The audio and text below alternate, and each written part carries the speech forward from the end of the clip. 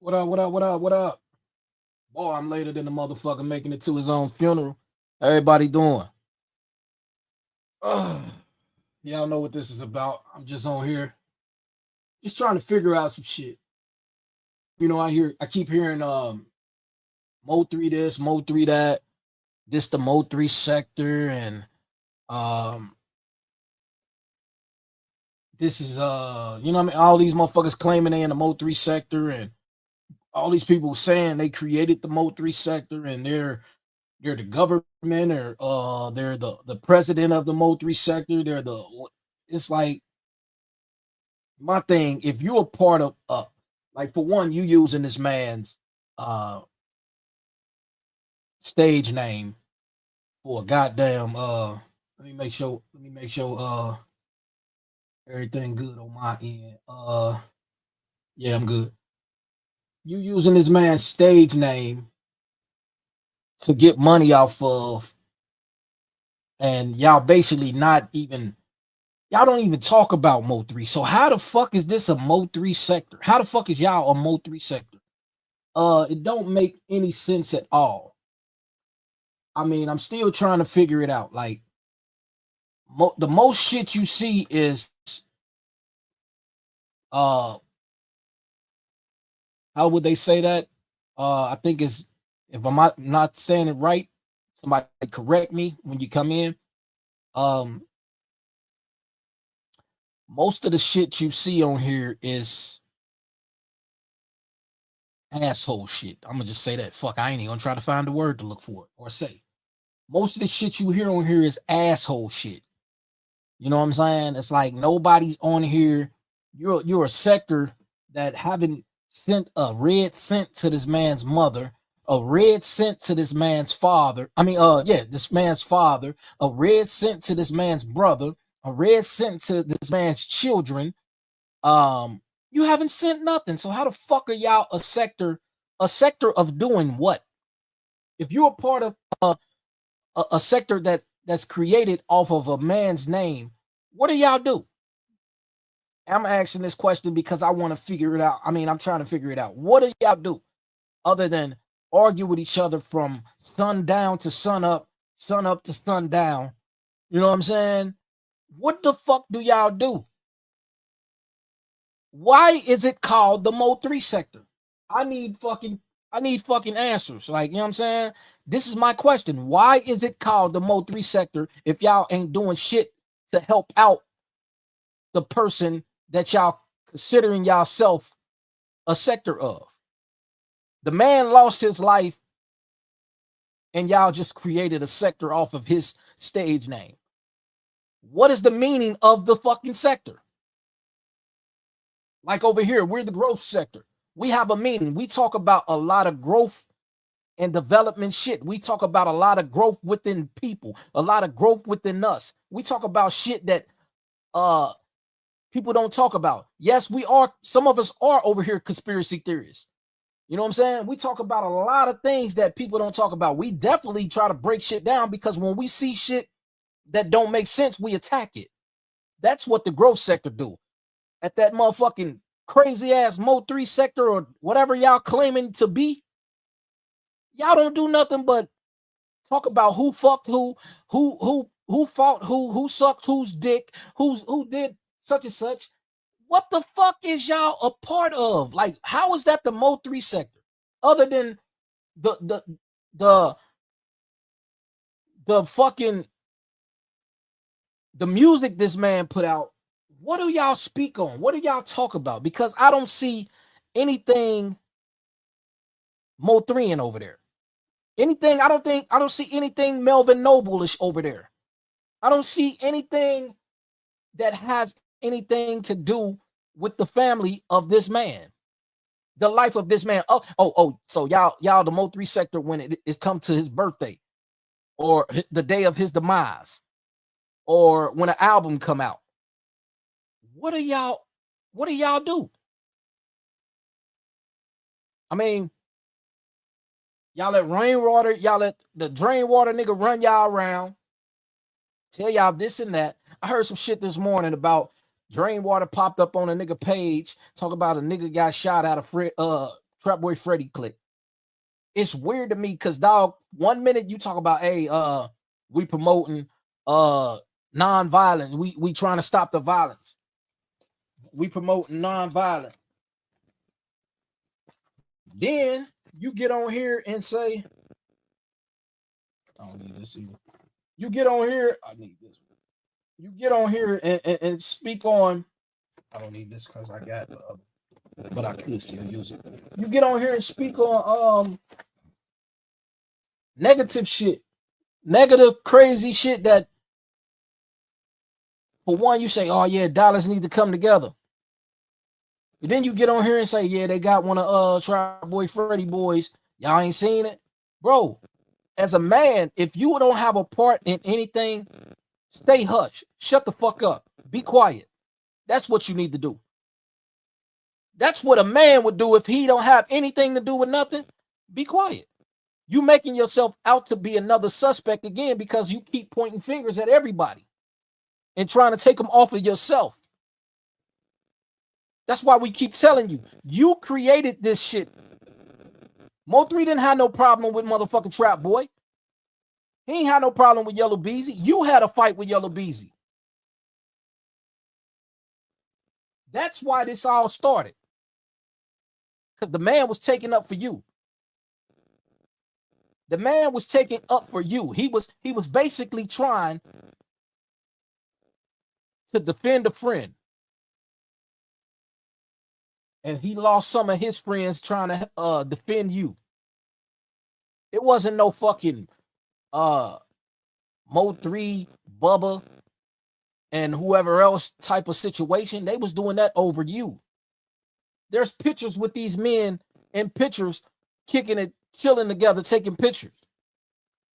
So in that short period of time, you got in this man's head, just like them motherfuckers that's from Dallas said when they was up on Bobo channel. You created that monster. You created all that shit that was going on. But I'm still trying to figure out, what is the fuck a MO3 sector? Pace in here? Nope. It's going trash. But what the fuck is a MO3 sector? What do y'all do over there? I'm still asking. What do y'all do over there? This ain't gonna be a long live. I'm just gonna show a few things.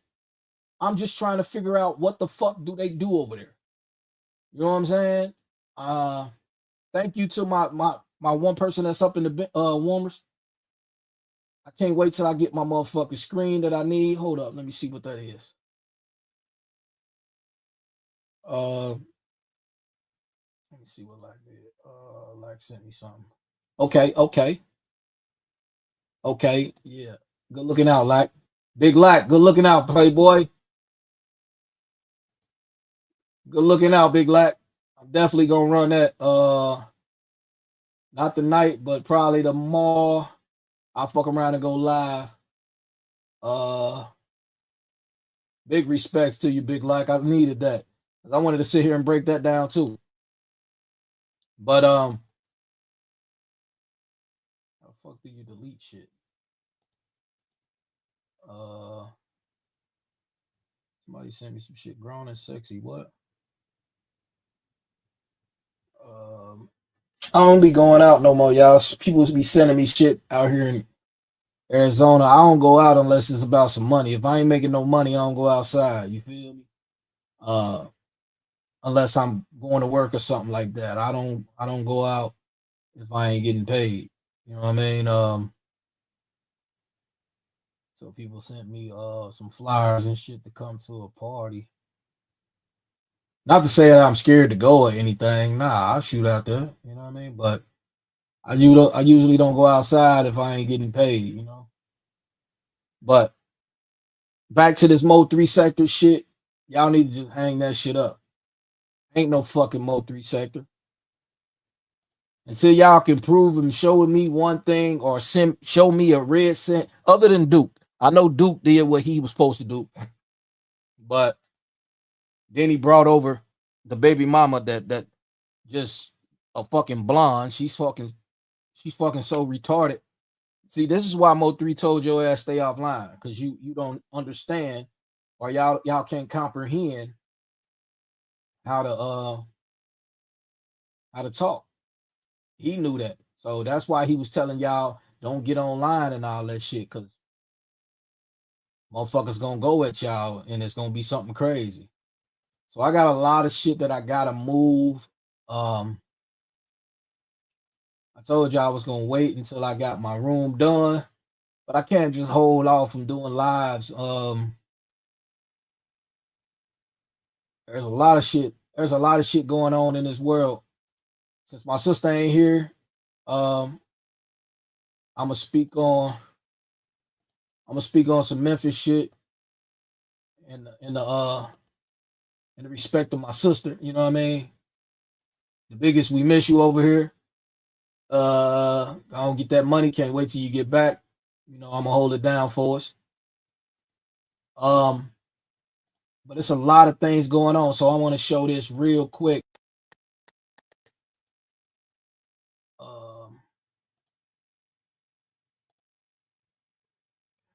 Shout out to the family TV1. Shout out to the family TV1. Let's go.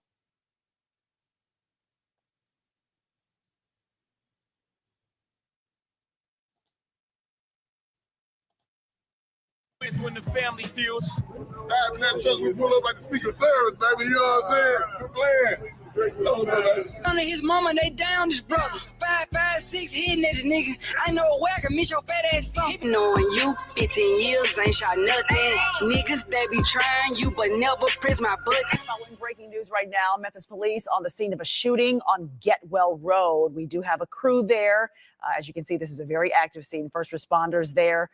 Looks like one of the ambulances taking off right now, but Memphis police say they arrived around 9:40, a little bit ago at this scene. One woman, we're told, was taken to Regional 1. Another woman also treated on the scene. So far, no word on any suspects. We'll keep following this and let you know what we know as soon as we learn more. Recently, a Memphis rapper just came home almost 2 years ago. His manager was targeted in a drive-by shooting on the highway, leaving his mother deceased and his aunt fighting for her life. Today, we pay our respects and go over this story. We may not know exactly what led up to that shooting, but we do know his artist is even having tension within his own neighborhood. Last year, not to mention, when the co-founder of CMG, Big Juk, had passed away, he did a song that mentioned some lyrics that some would say instantly put some money on his head. Today, we go over it all. The beef in his own crew, the beef outside his crew. We pay our respects and where we stand today. But before we go over this one, I want you guys to remember, I won't give you no angle. I just give you the story. So with that being said, make sure you like, comment, and subscribe. We're going to jump right to it. Fam, today we're going to Memphis, Tennessee, in South Memphis, a neighborhood that's being represented as the mob.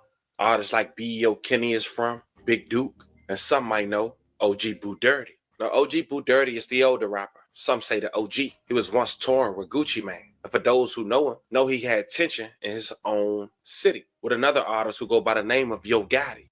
I live in Tennessee, man, on Cambridge Street. Where this shit was made at, where this shit originated at. This shit come from two sides of the city. Two sides of the neighborhood. Facts. So what you been on, bro? Working, bro.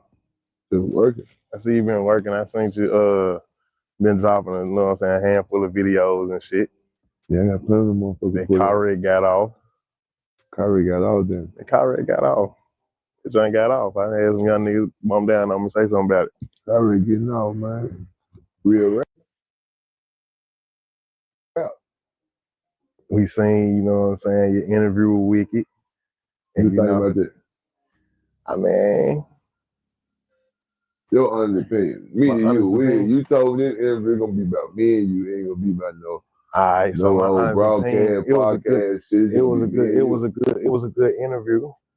But you know, what I could have did better. That ain't what you could have did better. It wasn't nothing that one y'all did wrong. It's just Wicked got a certain amount of questions he can ask you in a certain kind of way. Yeah. You know what I'm saying? I more so know, like, people want to hear a different type of shit from you. You know what I'm saying? Like, when we did our John, they never saw this side of you. But when you did that John with Wicked, though, they felt you, though. You know what I'm saying? They like some of the shit you said was some of the real shit they done heard. That shit was true, though. So, it's a question after even seeing it, it's a question I got from you. Do you feel like when you started coaching football and you chose the kids for football, that's what separated you and a lot of your niggas? I believe so. But at the time I was signed. Yeah. At the time I was signed, we was on the road every day with Gucci. Yeah. So I was a pipeline for niggas. Yeah. You see what I'm saying? Before then, we were with Curry Gibbons. We were 200 deep at the car show. Every show we did, we had to be 100 deep. You know what I'm saying? So a nigga was a pipeline for niggas. Yeah. So it gave niggas the vision that they can do this shit too. Like, they ain't got to wait on me and you. They can try this shit too. Now, shout out Star, the host and the owner of the News You Can Use podcast. He did a full interview with OG Boo Dirty. He's also from the same neighborhood as him. It was a great interview, which we'll later reference to in this video. But as we continue the video, fam, you know how I go. The beef, it getting heard by the younger generation, unfortunately. And in this case, it was no different. 2 years ago, a guy who was younger than OG Boo Dirty, but now a little older and doing his own rap thing and just recently signed the QCP, B.E.O. Lil Kenny had just came home from doing almost 5 years in the feds. And when he was released from the feds, his first video was First Day Out. His manager, who this video is primarily about, a guy who go by the name of Cuz Chris, was in the very first seconds of this video, introducing his artist, B.E.O. Kenny. This song now has almost 2 million views and counting. Check it out.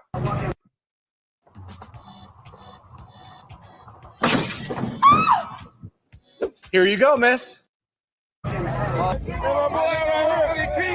wanna see if he can duck a switch. She posted. Now, as mentioned shortly after, he signed to QCP. Here's pictures of him, his manager Cuz Chris, alongside QCP at his birthday party in Atlanta. But then while in the A, he did a From the Block performance that was posted on YouTube. And it had some questionable lyrics in it. You see, everyone know the tension between CMG and PRE. Of course, Young Dolph lost his life, may he rest in peace, and also Big Jook, may he rest in peace. But Big Jook had lost his life also in a gruesome fashion. As we all know and we covered, attending his drug kingpin uncle funeral, he was gunned down while trying to do alleged smoke break outside the funeral. And it seemed B.E.O. Lil Kenny had made some lyrics that had his fans believe he's talking about that situation. Check it out. In front of his mama, they down his brother. 5.56 hitting at the nigga. I know where I can meet your fat ass slump. We all know allegedly Big Jook mom was in attendance of the funeral as well. And from that point on, people even outside of Memphis would say B.E.O. Kenny and his folks had instantly became a Yeah, that's crazy. I done heard that song and I ain't even put it together. You know, I just be listening sometimes, but lately I haven't been listening to lyrics. I just been listening to a lot of beats and shit, and the production. But I never peeped game on them lyrics that he said. Fuck. target. But this wasn't the only situation that became public that B.E.O. Lil Kenny was in within the last few months alone. Just 6 months ago, he had a public dispute with OG Boo Dirty, the OG of his neighborhood. It seemed OG Boo Dirty had decided to do a song with Finesse 2 Times, who was once enemies. The song was called Real Recognize Real with over 3 million views. Them niggas want us to beef about some shit I done said, like, you know, that was suckers want a nigga to do. But apparently this rubbed B.E.O. Lil Kenny the wrong way. He decided to drop his own song called Nadine, calling OG Boo Dirty out, saying take the mob out his name. On you, 15 years, ain't shot nothing. Niggas, they be trying you, but never press my button. Now Star asked OG Boo Dirty where the hate come from, and this is what he had to say. Check out a clip. All men. Yeah, you talking about yo man. Come on, man. Come on, bro. All right, since you went there, Come on, man. that's something I forgot about, but I want to ask you about. Do that, bro. You got a whole body of men. Now listen, you got a whole body of men that when you came this way, they came with you. And a nigga look up now. It's like a nigga knew, man, when I see one and see such and such, it's understood like the bar. The city know this. But a nigga look up now, you don't see these same men with you. Like, that's different than what I just asked you about that other shit. How you feel about that? Where does that even come from? Is it new to you? They faking the fallout, bro. They inherited another nigga's shit and putting it with their shit. You know what I'm saying? Like, all of us feel a certain way about everybody, bro. I ain't gonna sit here and lie like I ain't got nothing to say about you. You know what I'm saying? But you know, I say it to you. Any nigga know I said it to him. Ain't now nigga said nothing to me. So now when B.O. say something here about Big Bad Wolf. Yeah. You see what I'm saying? Nobody ain't said nothing to me, bro. Nobody. Let me ask you this. What? You gonna answer the question like a real nigga? Man, I'm a real nigga. I ain't gonna answer the question. I ain't no fake nigga. What you gonna ask me? If it was Duke and Lil Kenny and Houston with finesse to me and you, do they get criminated like me and you? I already spoke my piece on that. Of I'm course asking not. you. Nah, of course not. Because at the time, that's who niggas with. Right. You know? That's who niggas with. Like, now, hell no. Because I'm gonna keep it funky from my perspective, from my point of view. I feel like I'm one of the last niggas that's gonna argue with niggas that we came up with. Because if I don't agree with you, I've been this way. I'm gonna tell you I don't agree with you. Yeah. And if it ain't 10 niggas agreeing with me, I'ma still be there saying how I feel. Because a nigga gonna try to convince me that what I'm saying is like, I don't know what I'm saying, but I know what I'm saying. What does it mean to be built with Summit? It means you're hitting the autocross, drag strip, road course, trail, dirt, or open road with confidence. Because built with Summit means you're using parts from the top names in performance, priced to make your project affordable. And it's all backed by trusted tech expertise and blazing fast shipping.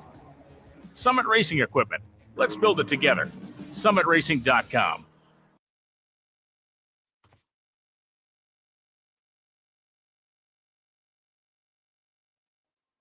Now we're gonna stop it there. I don't want to spoil Star interview. I've asked you guys to check the entirety out. But as we continue, B.O. Kenny had responded to this as well. He did a little interview himself while on Instagram.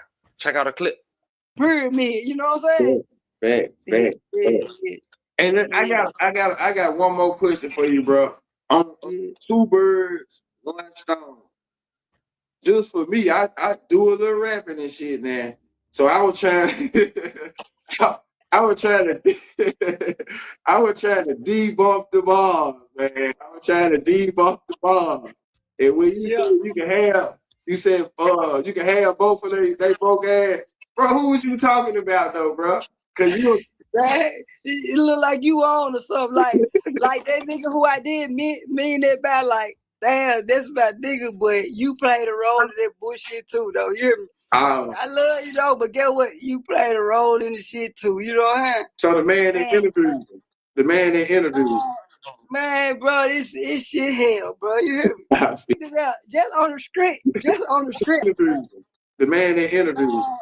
Man, bro, this shit hell, bro. You hear me? This out just on the script. I'm gonna get a little messy too. On the script, I gotta get a little messy because you were messy, so I'm ready to get messy too. Boom, I dropped the Nadine, right? Yeah. They send me the fire emojis. Yeah, that's how you handle it. Hold up, you dirty dog. It's all the ills, man. For real. Hell yeah. But how in the hell, like you right here, amen, and shit with me. But then I dropped the joint, and then he text me, bro. Yeah, that shit fire. That's how you handle it. You hear me? Damn, bro, how the fuck you do that, bro? You don't give a damn, dude. Nah, you a dirty dog. You think dirty? You think he got a finesse interview? I'm waiting on it, fool. I'm waiting on that motherfucker to drop too, though. I've been waiting on that motherfucker since he spoke about it. I'm waiting on that motherfucker to see what they talk about. Yeah, I fuck with him though. Yeah. I fuck with him though, but yeah, I had to get you back though. I fuck with him though. I love him. I ain't gonna lie, but get what, bro? You hear me? I wasn't never even mad at. I wasn't never even mad at my nigga Star about the situation, fool. I just said Star just being Star. You hear me? Facts. I just said Star just being Star. That's my nigga, fool. You hear me? I fuck with him. Me and Star, we was still talking. You know what I'm saying? We was still chopping it up. Yeah. But I'm like, that's just my nigga Star, bro. I got respect for him. You know what I'm saying? I got Now that's just what's public, and I'm sure I'm missing a few things. But then you fast forward 6 months later, February 11, 2025, BEO Lord Kenny manager Cuz Chris was ambushed while on the highway. He was riding with his mother and his aunt. They was on I-240. Someone spotted his truck and didn't care who was in it and thought seeing it on sight was the perfect opportunity to let off rounds inside his vehicle, leaving his mother, DOA, who was sitting in the passenger, and his aunt fighting for her life. May the mom rest in peace and love her condolences to her family. As of now, there's no condition on Chris. Will the aunt survive? And no one has been arrested. It was business as usual Wednesday morning at this.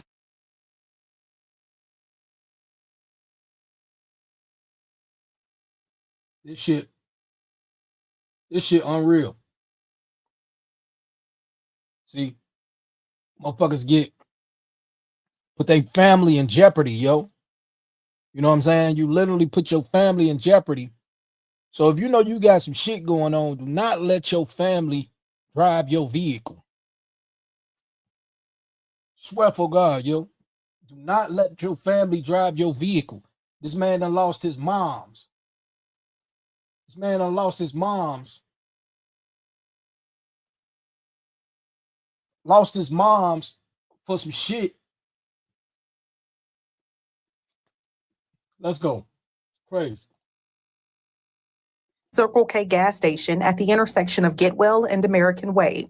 Those pumping gas and grabbing their morning coffee had no idea that a woman had taken her final breath in the parking lot hours earlier. Gang, another one down. It's sad, man, but it happens all the time. Look where we at. Memphis police say they responded to a shooting call at the gas station just before 10 Tuesday night. When they arrived, they found 2 female victims. Our cameras noticed a silver SUV with all of its doors open, surrounded by red tape. According to a witness we spoke to, he says he saw a vehicle turn off of the interstate and pull into the parking lot. He said there were multiple people inside of that vehicle, and from what he could see, many of those individuals had injuries. Like about 3-4 people jumped out of the car. And one girl on the phone, friend. One of the victims was taken to the hospital in critical condition. The other died on the scene. The other person was in the car and was just dead with a rear passenger window shot out. The investigation extended well beyond the gas station. Police say the shooting actually happened on I-240 at the Getwell exit. Traffic was backed up for hours as Memphis police shut down all eastbound lanes to look for any evidence that could point them to the shooter. Homicide detectives are now asking anyone to come forward with any information. Reporting for your news leader from Parkway Village, Kwame Wilborn, WREG News, Channel 3. And we all know, we say it time after time, fam. Revenge don't got no date on it. It's unfortunate. I'm sending love and prayers to everyone affected in this story. Fam, this was the story of a Memphis rapper manager who was hit up while on the highway, leaving his mother DOA and his aunt fighting for her life, man. Let me know how you guys feel about this one in the comments. As more developed, I'll keep you guys updated. Don't forget to like and subscribe. This shit crazy. This shit crazy. My bad, I'm eating. Had to give me something in my belly. This shit crazy, bro. Woman ain't had nothing to do with nothing. Innocent woman. Fatally shot, killed. Fatally shot, killed for nothing. Shout out to my peoples in the bleachers, up in the trees. Thank y'all. But killed that woman for nada. For not a damn thing. She ain't got nothing to do with nothing. That's her son and his orders.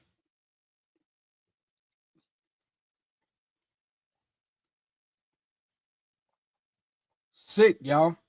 That's sick. I wouldn't even know how to feel if I was to put my moms in danger. Drive my vehicle, motherfucker see me. I ain't even gonna say my moms. I'm gonna say my wife. I done did some fuck shit. And I'm driving, they see my vehicle leave or catch my vehicle at a grocery store. gas station, a corner store, buy some liquor or something. You know what I'm saying? I don't need to drink no more. I'm just saying, if I wanted to go get a taste of liquor or something, and the motherfucker just shoot up the whip and my mom Duke's in it, I wouldn't even know how to fucking act, yo. I wouldn't even know how to act. But it's crazy that y'all put y'all family in jeopardy, yo. Just like he said. Man, when it comes down to it, I don't even know what to speak on that. So I'm gonna get into this next one, man. God bless that woman. God bless the family. And my prayers are with y'all, man. Damn. That's crazy. So we're gonna get into this one right here. Taco Bell security guard caught on camera slapping a woman, slapping a woman in New York. My bad, y'all. Let's go.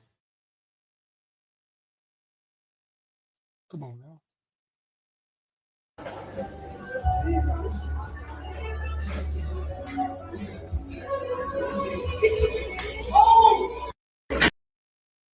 Now, see, I'm gonna say this.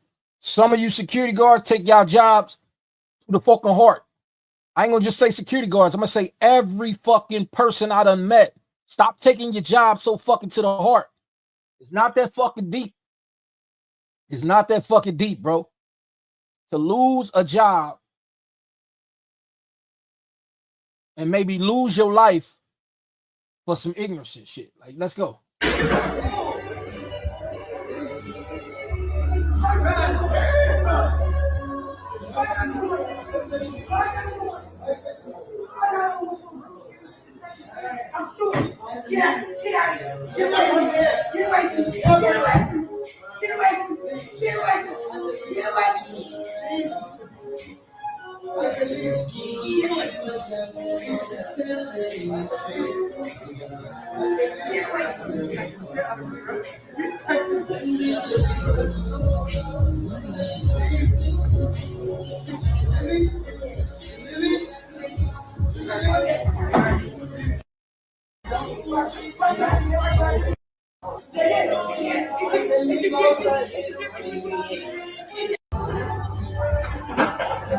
go one more time.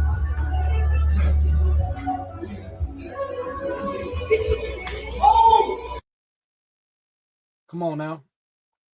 Y'all gotta stop taking y'all jobs to the fucking heart, yo. It's not that fucking deep, man. It's not that fucking serious. It's not that fucking serious, yo. It is not that fucking serious.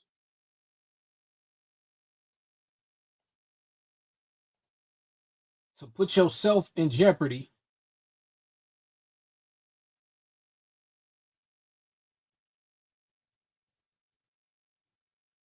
for nothing, yo. Now we're gonna speak on this situation right here.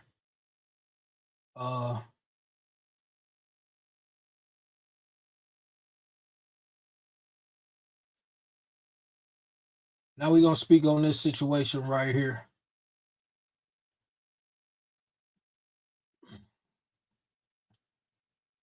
Shout out to Negative Ass Shine. I might get flagged for this, but who gives a damn?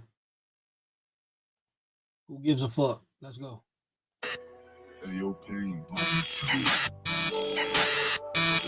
What up, man? What's goody?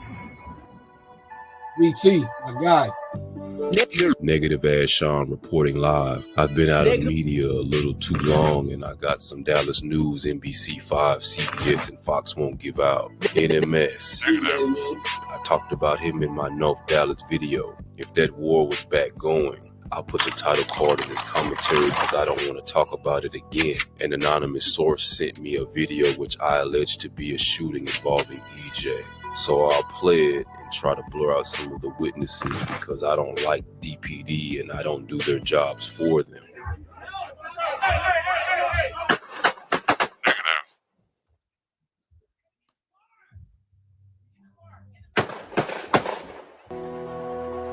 Sounded around 6 shots. At first watch, it's kind of hard to see what's happening. There's no flash of a muzzle. People just start scattering off. But I got the video, so of course I got the information. It's being said EJ was shot. I heard 6 pops. I'm not too updated about his injuries, but I'm told he was wounded.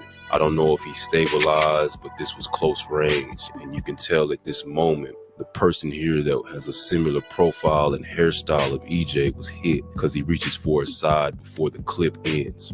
I don't know if this has any connection to the other guy. From what I believe, this is him and Trap in federal custody. They've been around one another publicly, right here in attendance with Maverick's floor seats, you know, just putting it in your faces. So the guy wasn't moving correctly in the first place. It looks like it's back on. I'm gonna go.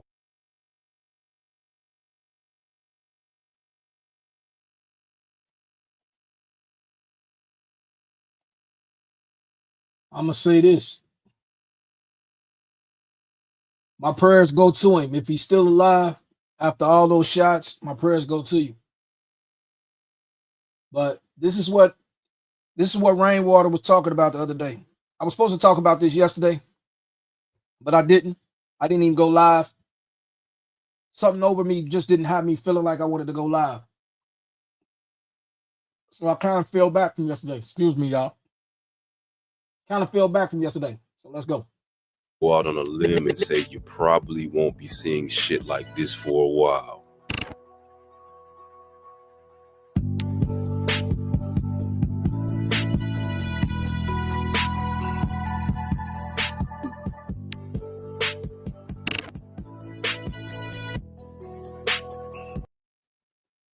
Shout out to Negative Ass Sean. Yeah, I seen that yesterday, but when Negative Ass Sean that did the video, I said I should well go ahead and speak on what he was already talking about.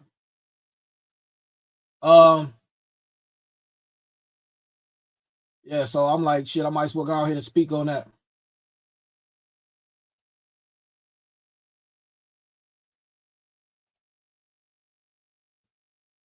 What was else? What else it was? I had a few more other things in here. What the fuck was that? Oh, yeah, I gotta move a lot of shit around. I got a few more other things in here. Give me a second. I'll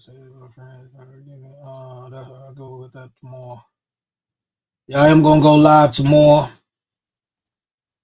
and speak on some shit. Damn, I thought I sent myself a lot of shit. I guess I didn't. Maybe I did. I'm just tripping. Hold on. Oh, okay, that's why I started right there. I want to speak on this right here. Y'all know we over here we stand on everything we speak on over here. So I want to speak on, I'm gonna let it play. Come on now, pause. See, this is why I gotta get my other computer going, because this laptop start acting crazy.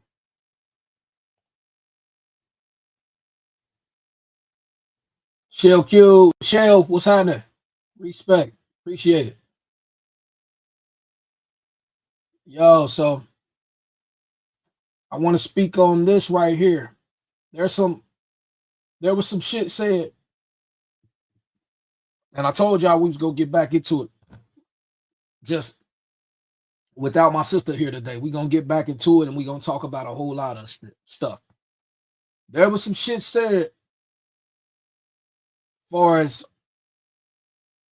on the Tupac case, and we gonna bring this shit up all the time. You know, we just over here. This is the growth sector, so we talk, we open our minds, we listen, we don't argue with each other.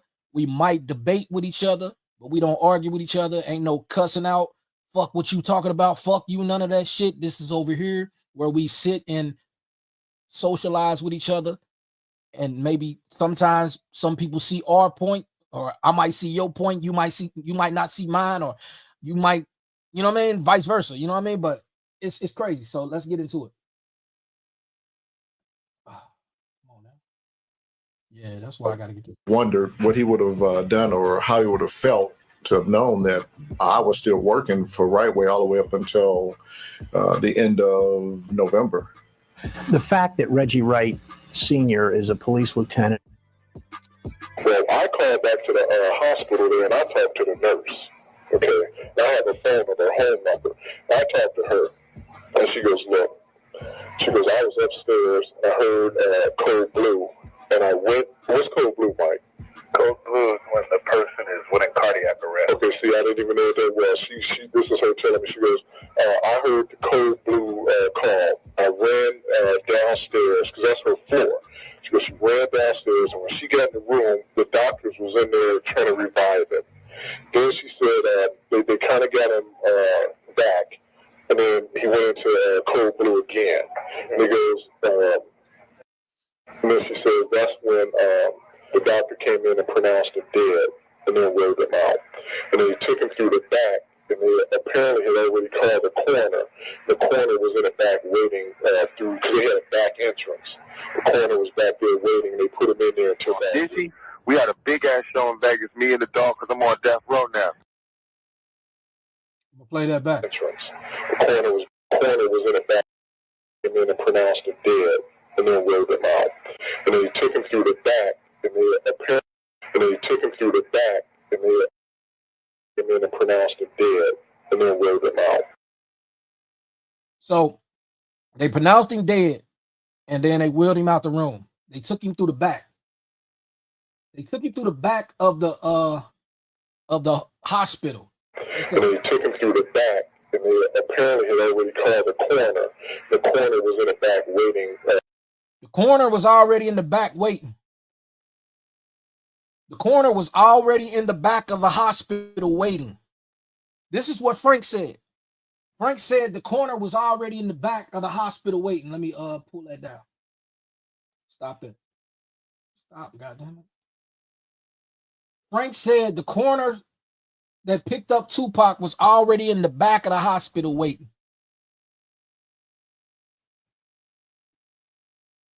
Why would the coroner be already in the back of the hospital waiting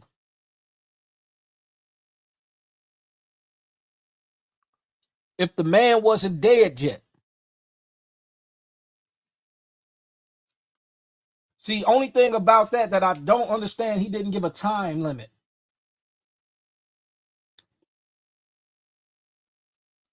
But only thing that I don't like or understand either is why after they pulled the plugs of Woody Woo, because they said they pulled the plugs, they didn't say nothing about no cold blue. If you let his mother talk, she said they pulled the plugs because one day I'll play what she said. But why would the fuck would you take the man, you wheel the man out of his room, wheel him to the back right after you took him off cold blue? I ain't never seen that. I ain't never heard of that. And I done went to the hospital with a lot of partners that passed away.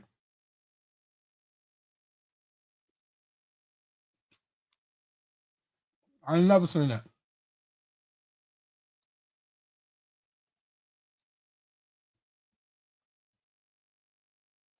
Well, damn, I done closed it. Fuck. Oh, no, I didn't. Let's go back to it. Sure. That's why I got to hurry and get this big screen back going. Because they had a back entrance. The coroner was back there waiting, and they put him in there until that. Dizzy, we had a big ass show in Vegas, me and the dog, because I'm on death row now. Yeah, hey man, congratulations. Thanks. You happy over there? Yeah, that's all right so far. So, let me tell you, hold on 1 second. All right. But what Suge really got a bad taste with Puffy, and when he was already kind of, I ain't even gonna let no more of that go. I'm just on the fact that why the fuck it keep doing that? I'm just on the fact that they took this man to the back of the hospital.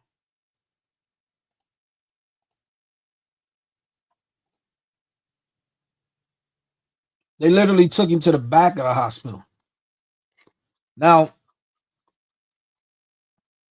my thing is, the coroner was already waiting outside. They took him to the back of the hospital. I already did my rant about the MO3 sector shit, so I ain't even got to talk about that no more. Well, leave that shit alone. That shit ignorant.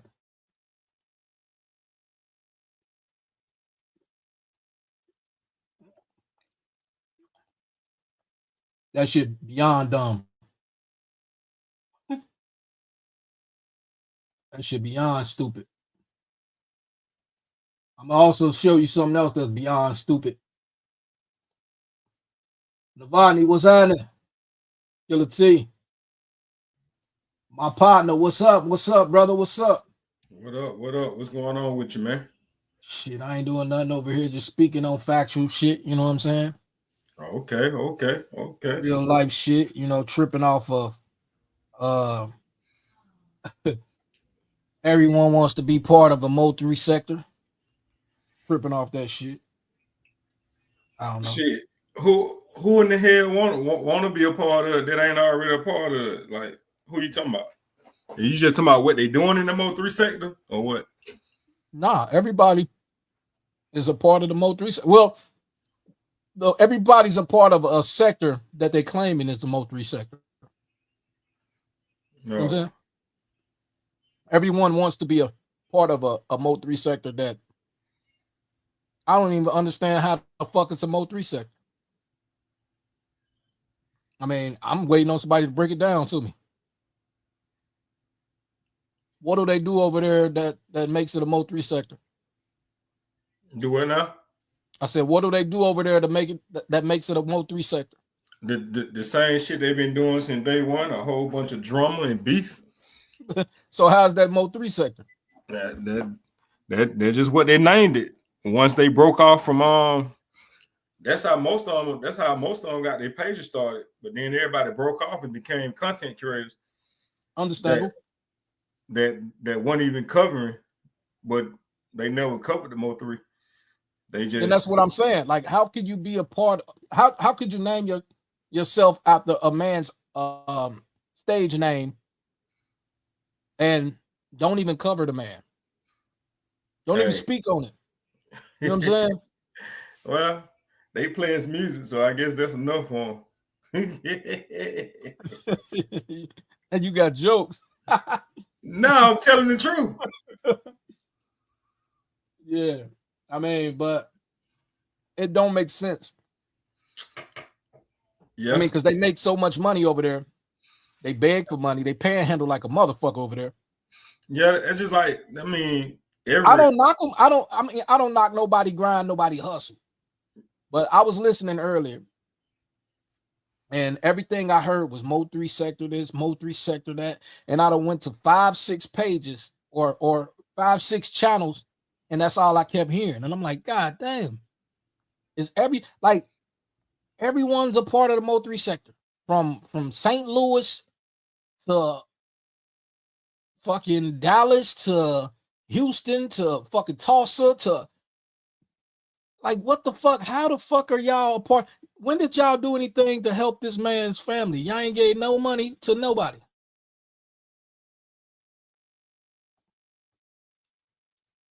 I don't understand it.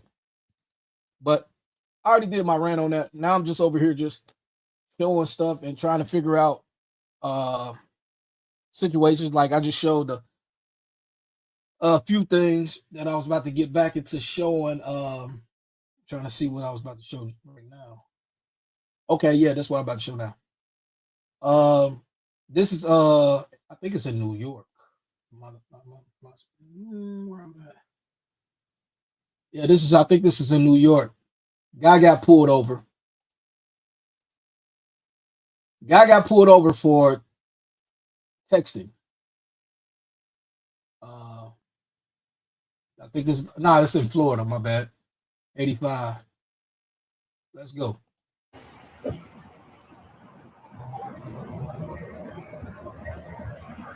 Well, boss, Officer Musfer, Atlanta Police Department. Reason for the stop, you can't be on that cell phone when you drive. You can roll that window down for me? I was on my GPS. I'm just trying. You got your license? I have a picture of it. You all right? Yes, sir. All right.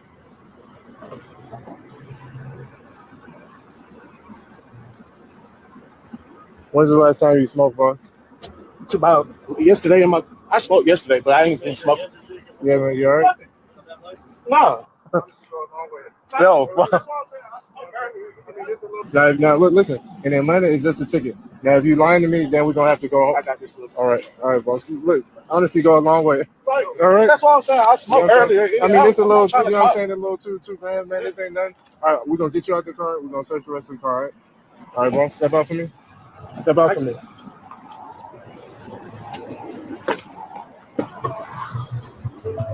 You turn around for me. There you go.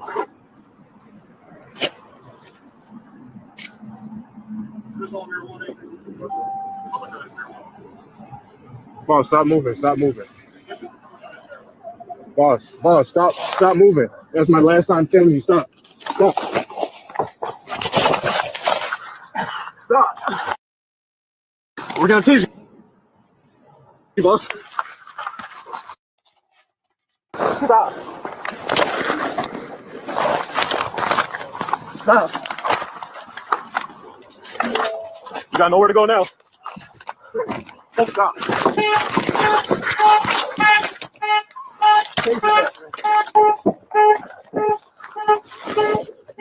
Stop. We're gonna take you. Stop. Get on the ground. You got nowhere to go. Get on the fucking ground. Get on the ground.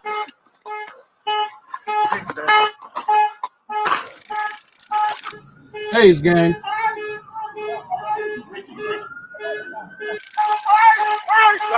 He's reaching. He's reaching. Stop. Roll over. Roll the. Stop. You're gonna get tased again. Stop.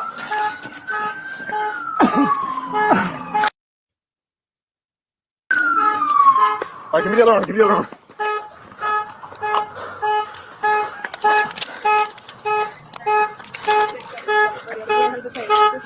Give me. There we go. One in custody. Boss man, look. You all right? It's sober now. You all right? No, man. All right, what's wrong? No. All right? Yeah, we good. Yo, it's out. Oh, yeah. Oh, my God. Dude, what I tell you, buddy? All the drugs, bro. 5 bricks of suspect cocaine with weight of 2.5 pounds each. Total weight 12.5 pounds. It's better being caught with the other shit though. God damn. What other shit? That fit, the one they throwing you under the bus for, plus more. Damn, I'll close it up. Yeah. It's better get caught with that than that fit. I understand that. What's up, Shay? Hey, what's up, Shay? I understand that, but dog, I'm gonna let it play a little bit. I understand that, but they say the motherfucker got caught with a whole lot of other shit. She said the blues. That motherfucker, I'm trying to let it play a little bit.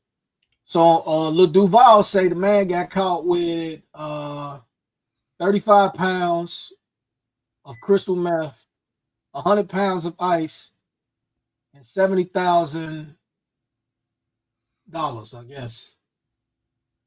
Oh yeah. He was still moving heavy for sure.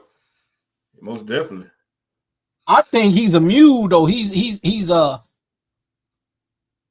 like, cause if you want to be like, damn, why I won't pause? That's light, but it's not light. You know what I'm saying? Yeah. So the big package, they probably like, yeah, he might get caught up. We're gonna get him the small package, you know? Who knows? but he's going down. Oh yeah. He ain't. Oh yeah, it's That's ugly. about what? That's about shit. And he Unless down in he's Florida. What's that unless he about? do 15, 20 no, years? I think they said Arkansas. Yeah, it says 85 in Arkansas. Arkansas? I thought that was in Florida. It say Arkansas. Oh, Arkansas. Yeah, I mean, well, still Arkansas. That's still like 15 years right there, probably.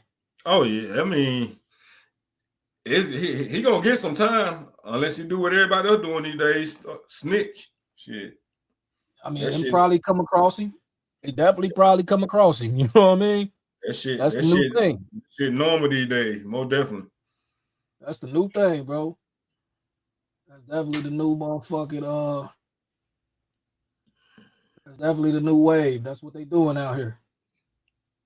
Hey, shit, Can't do, Quest. can't do the niggas do the crime, can't do the time. You know what I mean? Yep. There's a whole lot of that going on around here, man. Niggas do the crime, but can't do the motherfucking time, bro. I mean, if you feel you, dog, there's stay out the way, bro. If you can't do your time or can't take your time, bro, stay out the way. Don't get involved in shit. Be easy.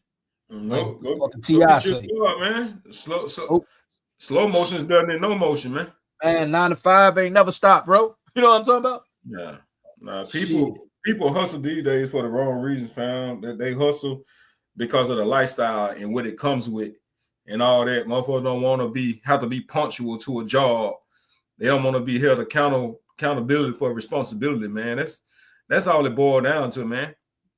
Ain't nobody buying houses and cars and taking care of their family with the dope money like they used to back in the day, man. These cats out here playing, man. They out here playing. I'm trying to catch what they said right here. Okay.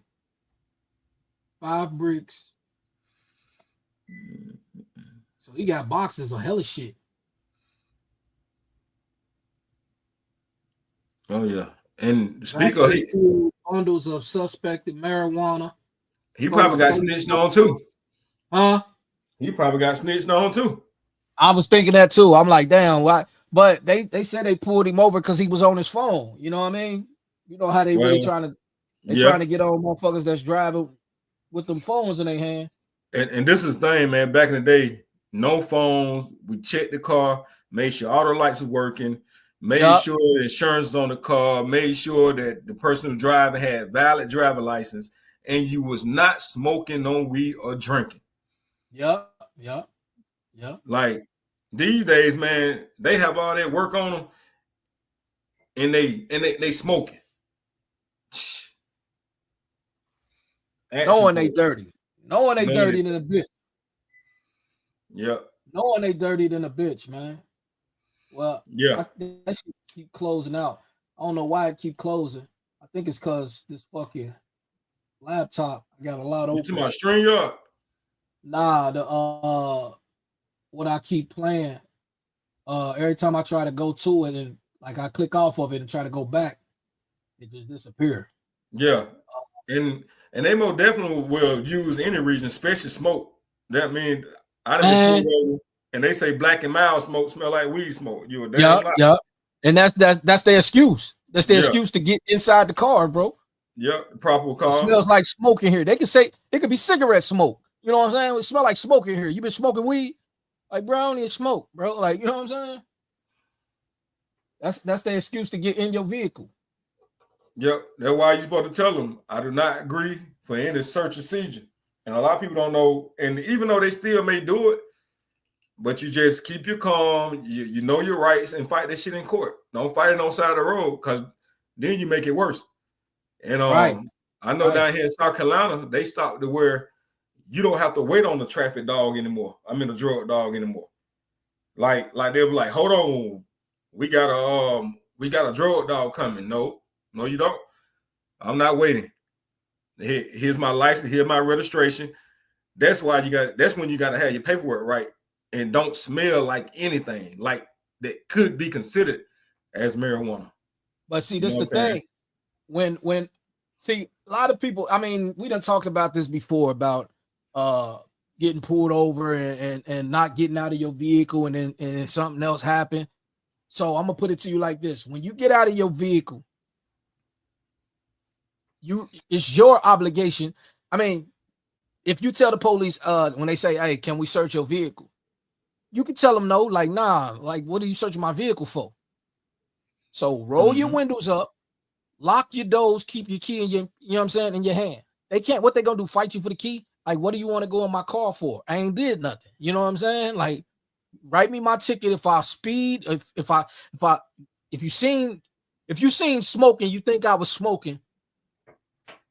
Cause you don't like, you could, like, just like I just said, you could be smoking a cigarette. If you seen smoking, you think I'm smoking weed, write me my ticket and let me go. Cause in certain states, you can't go to jail no more. You gotta have at least what 5 pounds? I mean, 5 ounces or 4 ounces. So in Atlanta, I just watched the video. It's over an ounce, and I think it's like that down here in South Carolina too. Okay. It's over an ounce. Yeah. So, you know, anything less, they'll just write you a ticket and let you go on about your business. The thing about it is, they ride around smoking weed or weed on them, which you can also, if you got some gas, if it's in your pocket or just in your car and not concealed, you still can smell that loud shit. Yeah. You know what I'm saying? That's that new shit they smoke these days. The thing is, you doing that and you breaking the law on other things like an unlicensed gun. You know what I'm saying? Like, you know what I'm saying? Like, and you got some more work in the back. You know what I'm saying? So that'd be the thing. And if you gonna play that law book on them, ain't no need of doing that if you know you got other shit. Dirty. Yeah. Ain't no need of doing that.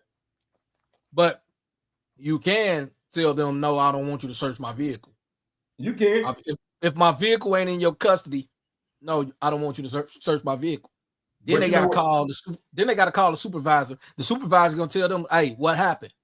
Over the phone. What happened? Why did you pull him over? Yep. Okay. You know what I mean? It's how you talk to them too, though, man. It's how you talk to them. A lot of people don't know how to talk to authorities. You know what I'm saying? Like you can say something and say it a certain type of way to where it's really you don't offend the officer. I know, like, well, why are we sparing their feelings? That's because that it's gonna determine how they stop go a lot of time. Not all the time, but sometimes it'll determine. Man, I done been pulled over, man, and could have got locked up on that traffic stop. That man asked me, was I in the military? and I was like, no, sir. Why you asking me that? He said, because you're so well spoken. Right. You know, you got manners. And he cut me a break. You know what I'm saying? Like, bro, you know, in South Carolina, if you're going 25 over the speed limit, they can lock you up, bro. Yeah, I seen that with that basketball girl.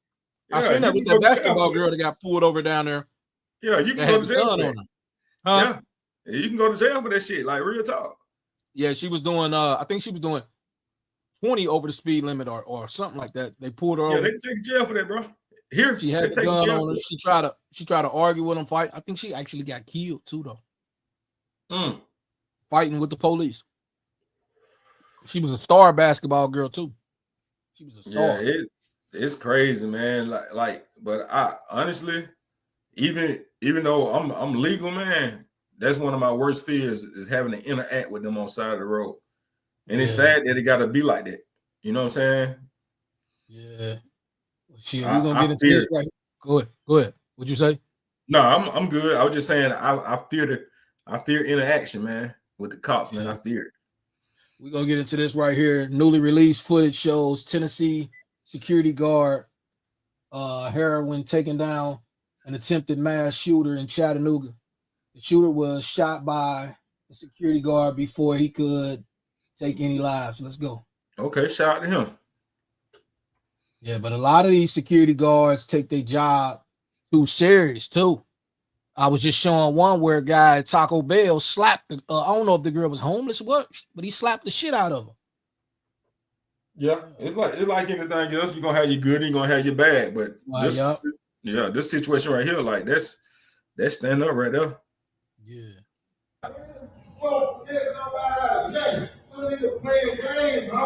So he seen how.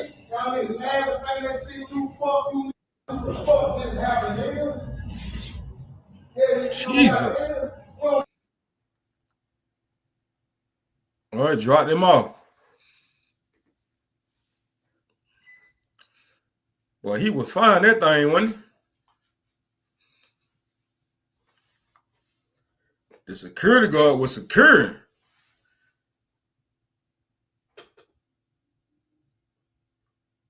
What we doing? Happy Valentine's Day, ladies. Happy Valentine's Day.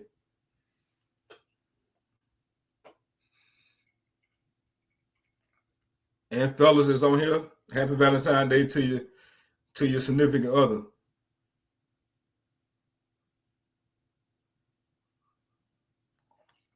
Bro, come on back now. Where you at? Let's go.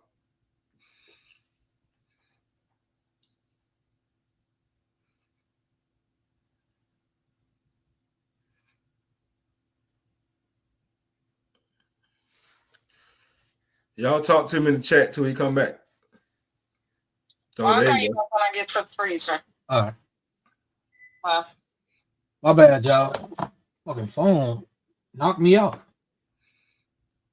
And I'm on the computer. It knocked me off the computer. Yeah, it's the stream. Y'all be tripping, man. It be doing that shit. Probably because they going crazy over them. They probably got about 5,000 people watching at one time in the MO3 Sector. Probably so. I don't know, but it's a lot of bull crap to go on over there.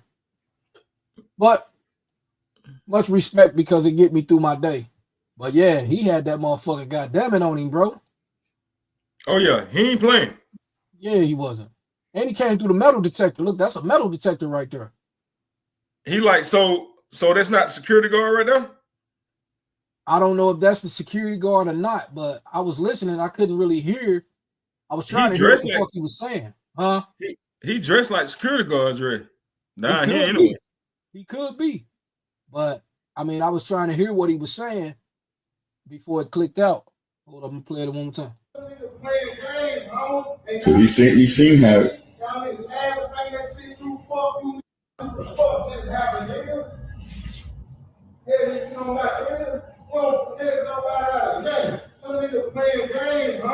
So he seen how.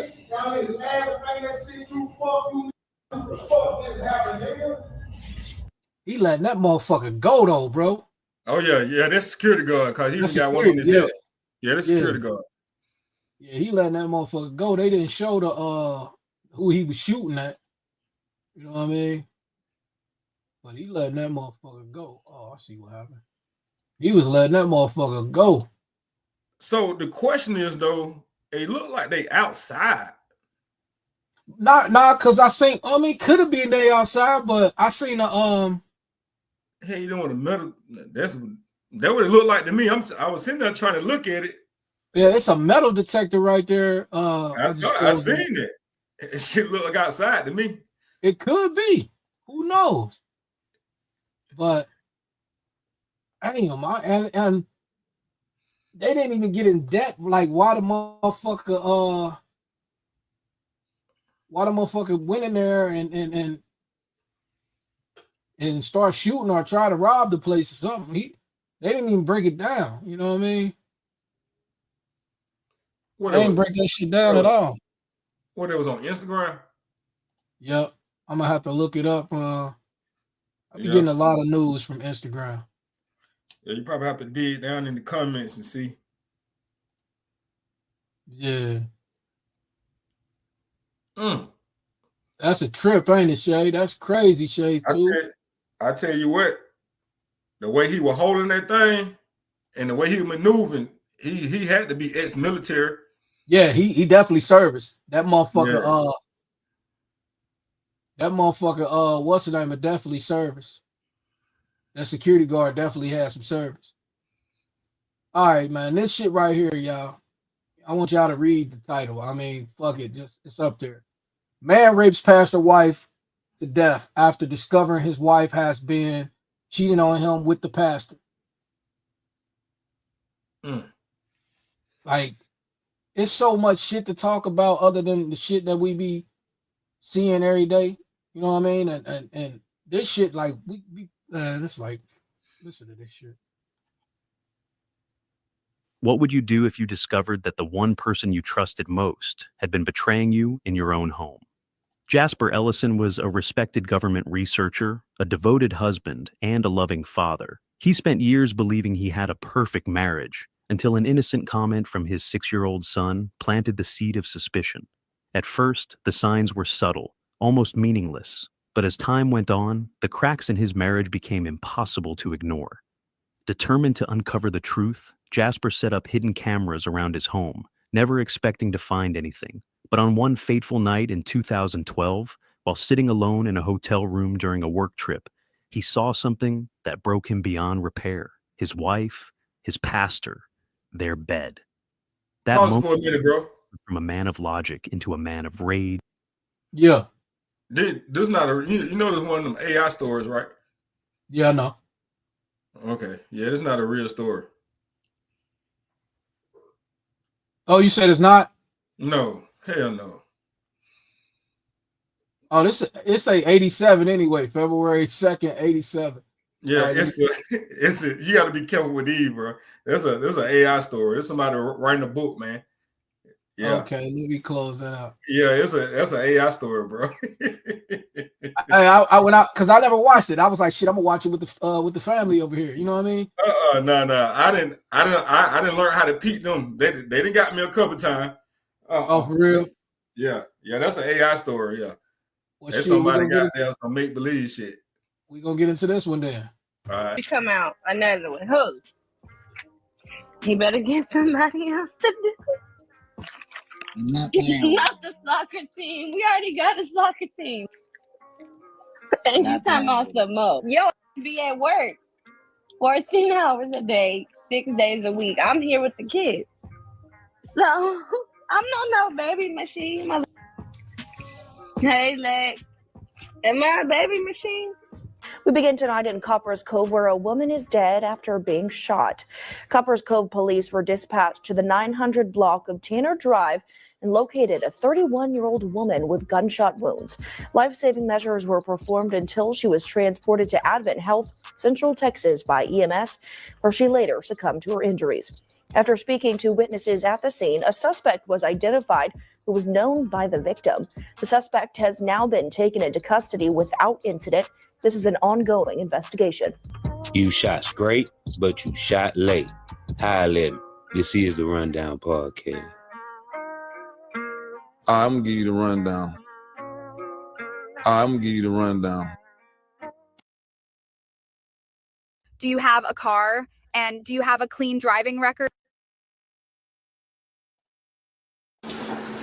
Look, bro, the whole time, right? My baby mama been doing whole shit the whole time in our relationship, and she blaming everything on me. And it feels good to be effing in free. No more lies, cheating, manipulation, and gaslighting. It's some of the last words that were posted online by Shasmin Clack, because she was later gunned down in cold blood by her baby father, who was later arrested by the authorities at a hotel nearby.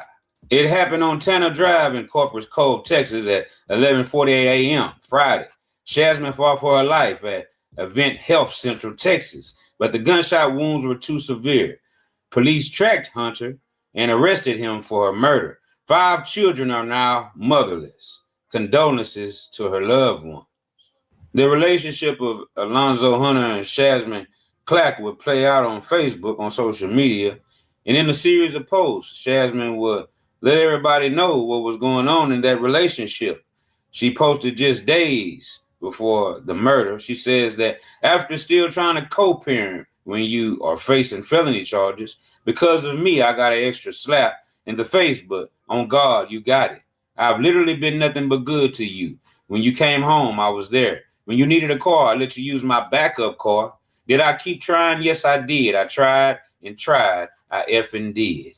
I've been there, never again, y'all, is what Shasmin put in a post on Facebook concerning her baby father, Alonzo Hunter, and their relationship. After the toxic relationship breakup between Shazman and Alonzo would claim that Shazman was cheating on him. He posted a video to his Facebook page to try to expose her with her messages from these clients because she did these spiritual readings. And Alonzo will go on to say that she also would be having inappropriate relationships with these clients of hers that she was doing these readings for. And Finesse 2 Times was caught up in the whole ordeal, and it was messages exposed between Finesse 2 Times and Shazman during the video. So look, my baby mama do readings and stuff, right? So this type of stuff she do with her dude clients and the people she do readings, do cleans and stuff like that, but also she do suck and all that also. You know what I'm saying? So when she's telling me, hey babe, I have to work, she have to get off the phone. She doing some whole other shit. But check this out. Look at the messages of her and Finesse 2 Times. He talking about when you gonna clean me up. She talking about this and that. Check this out. And to further his claims of cheating on him, that's crazy. Alonzo also posted a message that he got from a guy claiming that him and Shazman had something going on behind Alonzo's back.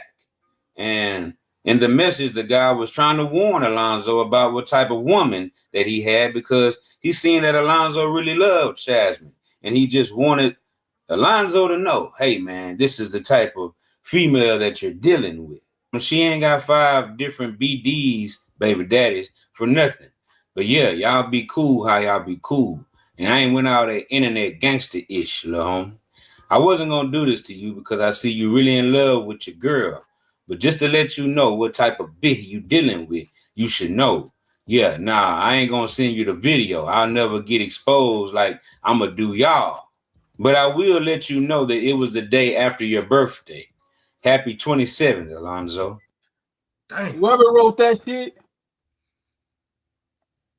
got that woman killed. Cause that shit ain't even needed. Like, he could have left it alone. I mean, even though the dude was weak as fuck, he was soft as fuck, he could have just moved on. But to get a message from another man telling you about your woman is disrespectful to the motherfucker. Especially if a motherfucker tell you, yeah, we just linked up on your 27th birthday. So, guess who got her killed? Yeah. Yeah. She got her killed. I understand that, but the soft ass nigga that sent this message too. But yeah, she did. She was trying to play. She was playing around. When you playing around, you get caught. You know what I mean? Yeah. But the man that sent this soft ass message talking about, yeah, I slept with her on your 27th birthday, that was some bullshit. That's very hurtful right there. Might have been the time she had yeast infection or some shit, because yeah, she wouldn't let me fuck, but she did eat that boy. What the fuck? Yeah. Boy. Yeah. Sick out here, bro. It's sick out here. I don't even know. I don't know. Maybe I'm mistaken. It might have been the time she had that yeast infection. What you say? Nah, keep going. You good? Keep going. Oh. But yeah, she wouldn't let me hit, but she did eat that boy.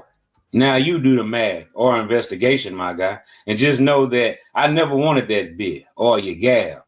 Never with me. It's all about my kid. But if she want to suck my dick from time to time, I'm cool with that.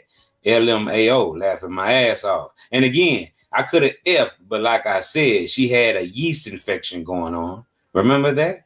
Wake up and focus on you and your kid, little homie.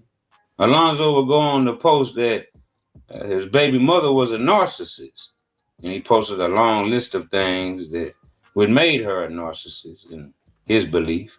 And he also said, so these messages from these rappers who my BM been texting and talking to the whole time while we was together, and also of her baby daddy saying she gave him head a day after my birthday. LOL. But she a good person. Man, stop all that. So why do so many homes in Pinal County need a floor? Yeah.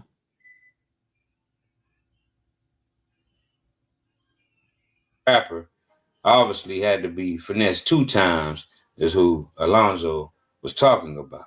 One of Shazman's family members would take to Facebook to post about the incident surrounding her death. And she says this. She said, it's the fact that Alonzo Hunter, he drove a few hours that night, hit her line saying he can't check into his hotel till 3 p.m., asking her if he can come to her house until then, knowing he couldn't. She already had charges on him. He called her over 100 times in 5 minutes because she said no, just to go to her house and shoot her in front of her kids. Like you feel sorry for someone who committed a premeditated crime, especially based off the Facebook post he posted a few hours before committing the crime, just pisses me off to the max. I love Shaz. I will go to war behind her. All she did was try with that relationship, and he couldn't even meet her halfway with what she was asking. So she then switched the focus off herself and tried to make it solely about their daughter. And he still focused on her, tried to expose her in all different types of ways, and she still effing tried. And this is why I say, if a man shows you the signs, and I know she said it was hard, she just had a baby, all of her emotions were everywhere, and instead of being there for her, he killed her. Fatal attraction, man or woman. You have to, I repeat, you have to leave, no matter how hard it is. Raul and now Shaz, heartbroken emojis.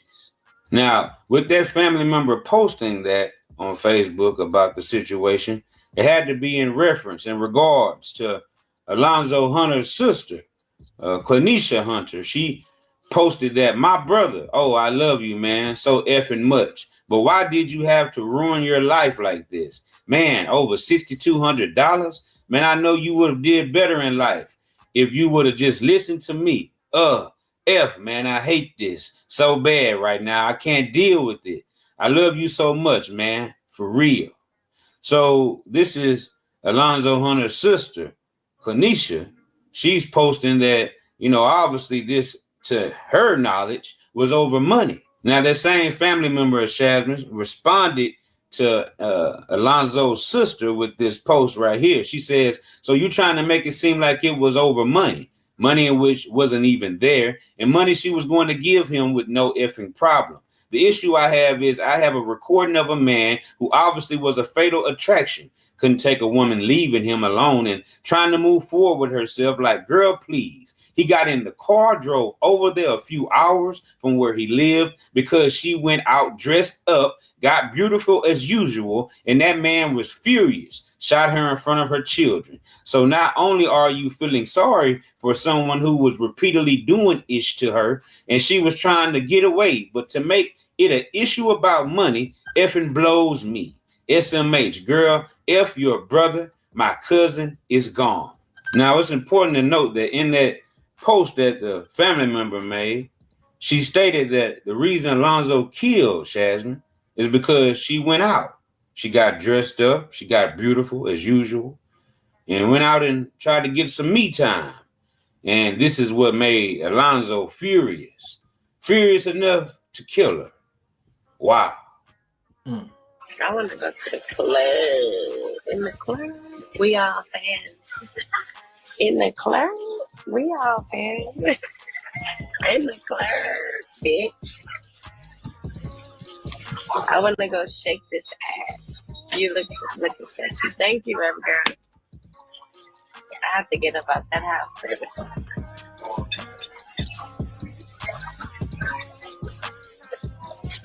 Like, I want to get so stuck. I don't remember. That's how drunk I'm trying to be, y'all. Like, I'm trying to get. Not yet. Oh, okay.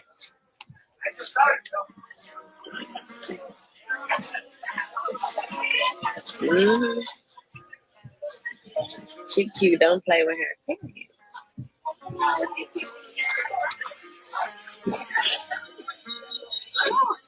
This headlights are bright.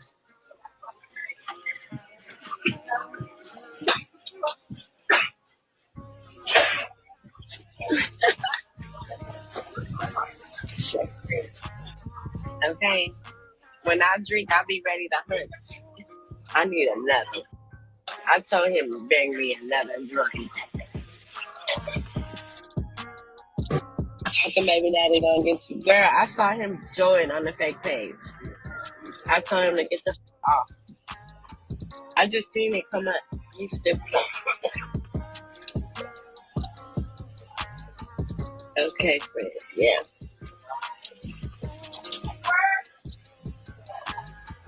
I'm just gonna have. Welcome to Estates at Rancho Mirage, a master planned community in Maricopa. Select from 4 home designs of Have one more, because I'm already tipsy.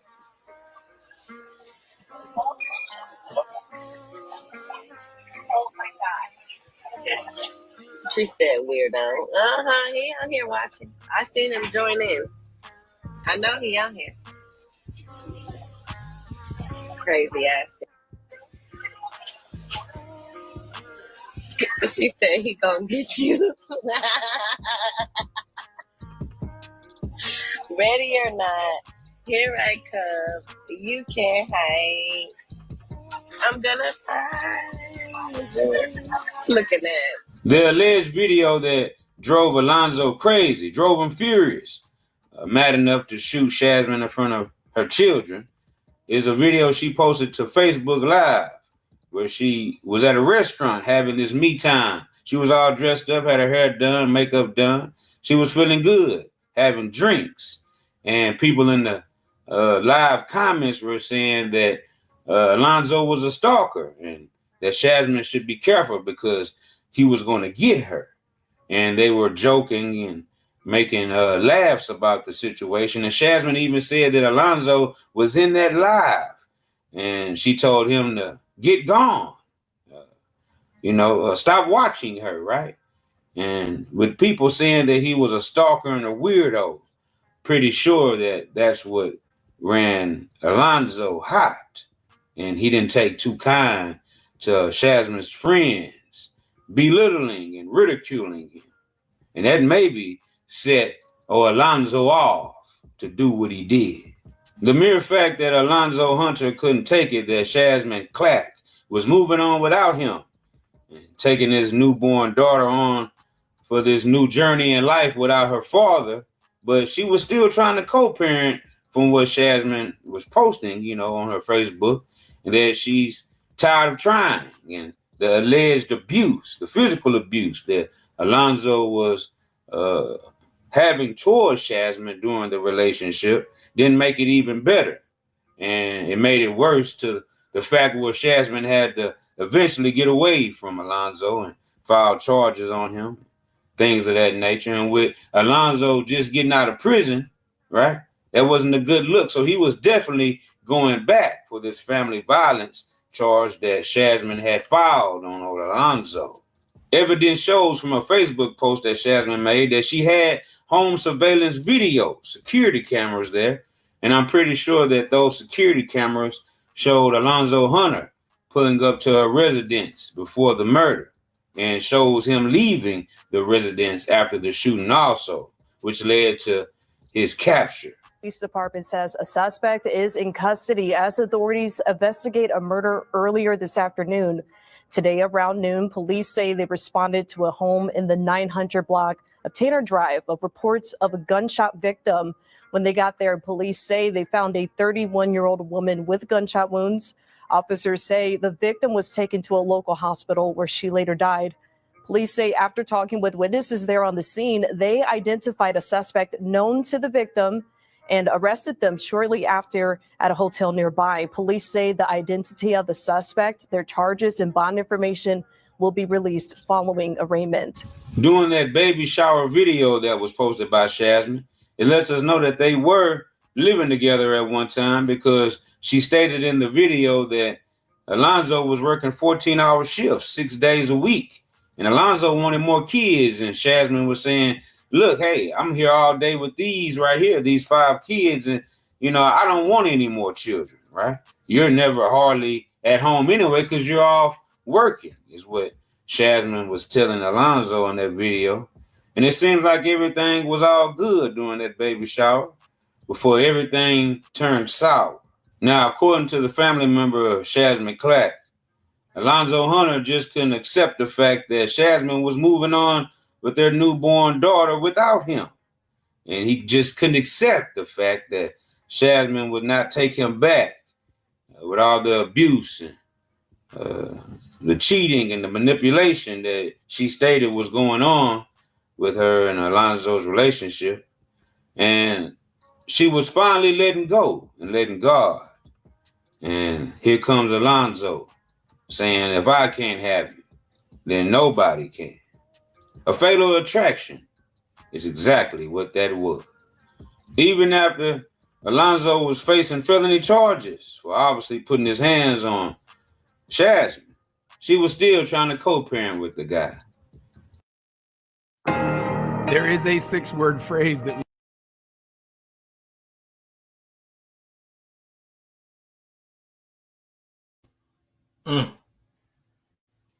Dang.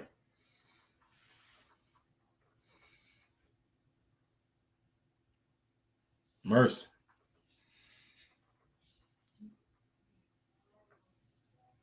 To get that real, man, just leave, man. That shit does. I know they're easily said and done, but it had to be real bad before it went there. She thought it was a joke, and obviously she hadn't seen the signs. Other people knew what type of guy he was. I ain't gonna even say man. What type of guy he was. Yeah. And yeah.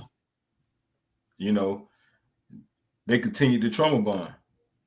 Man, I swear to God, I wish he would have just the man would have just said, fuck it, bro, I'm gonna move on.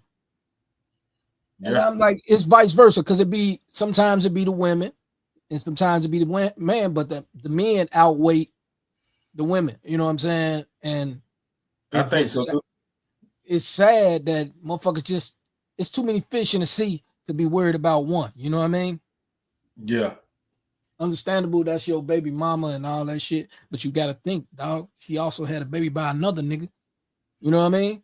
So well, she had a baby by 4 other niggas. Yeah, but I mean, still by another nigga and another nigga and another nigga. You know what I mean? Yeah. And another nigga. Y'all move on. Yeah, that's a dark place, man. But you know, I don't know, man. These people get in a relationship with people and think they can change them. I just said that shit to somebody earlier, bro. Not even about a relationship, getting in a relationship.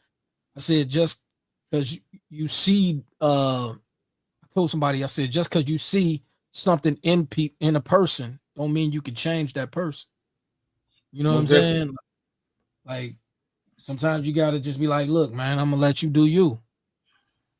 You know what I mean? And it hurt. I heard they say like he was working fucking 6 days a week, 12, 14 hours a day. You know, but a lot of times these guys, they think money is what, man, if you gotta have a solid ass chick that's gonna not want to be involved with somebody just because, or not do it just because you're providing financially. Takes a strong woman to do that, man. You know, and women want that affection. They thrive off of it. You know, and oftentimes they go get it from the wrong place. Another place. So, but that woman was she put herself in that situation. You know, you talking to all these rappers and all that shit, texting them, telling them what you want to do to them. And my thing is like, I'm trying to figure out, did he go through her phone after he did what he did to her or before? You know what I'm saying? That's a good question. I don't know. That's a good Like, question. For him to be responding and showing the texts and shit like that, it's like, how, like, did you do this before? Because if you did it before, that means you done left already. You know what I mean? And with Well, go ahead, bro. My bad. go ahead. And with you coming back, dropping the kids off and all that shit. I mean, I understand you're still trying to be in your children's lives, and that's a great person. That's a great person on you. But man, if you done left already, just stay gone, dog. I mean, just go back, pick up your kids, go to where you got to go to. If you got to go to your mama, your grandma's house in the basement or whatever, you know what I mean? Do you? Yeah. Yeah, it's real shit, man. Like, I don't, like, she had her left and he was already out. You know what I'm saying? But you heard what they said. He was one of the ones that felt like, obviously, that if I can't have you, can't nobody else have you. Yeah. And that shit is so selfish. That's not. And that's what they all say.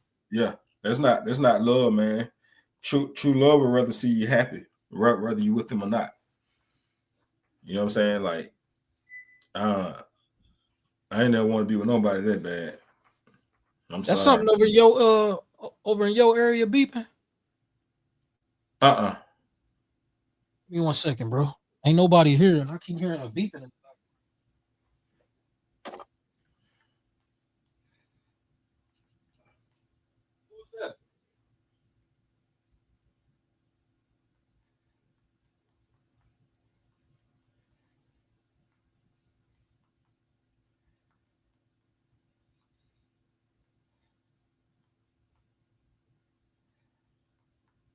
Sounded like a microwave. You know what I'm saying? But I ain't got nothing in the microwave.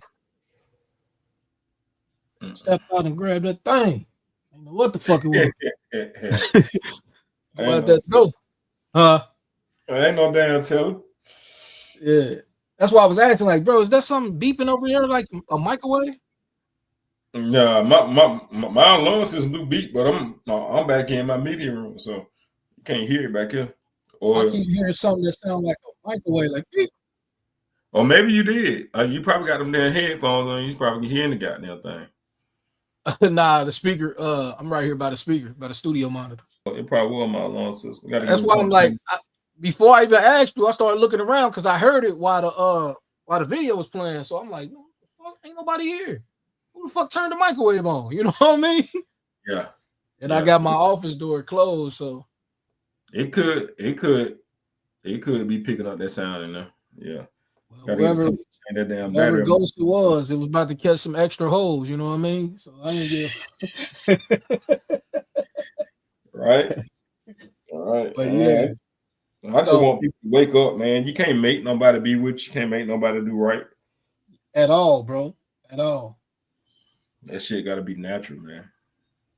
So I want to get into this next thing, man. I would talk to you about this earlier.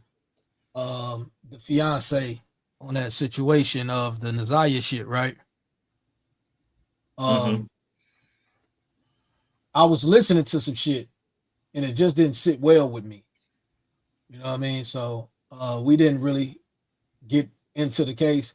Shout out to the brother. His name is Classy Beats. Shout out to him for rerunning it. Let's go. His fiance. Hold on, it gets better. Or worse, however you want to look at it. We've got Jarvis's fiance in the building. You have to record your name right here, and then I'll swear you in.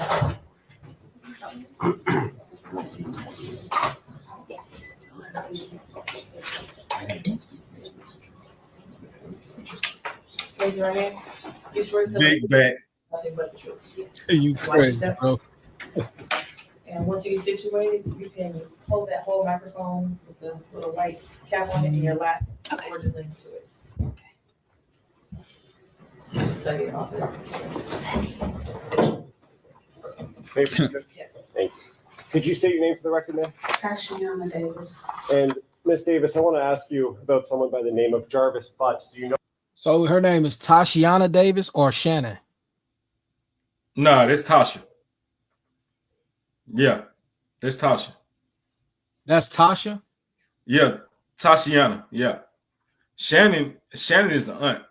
That's Shannon actually is his baby mother of at least five of his kids, supposedly.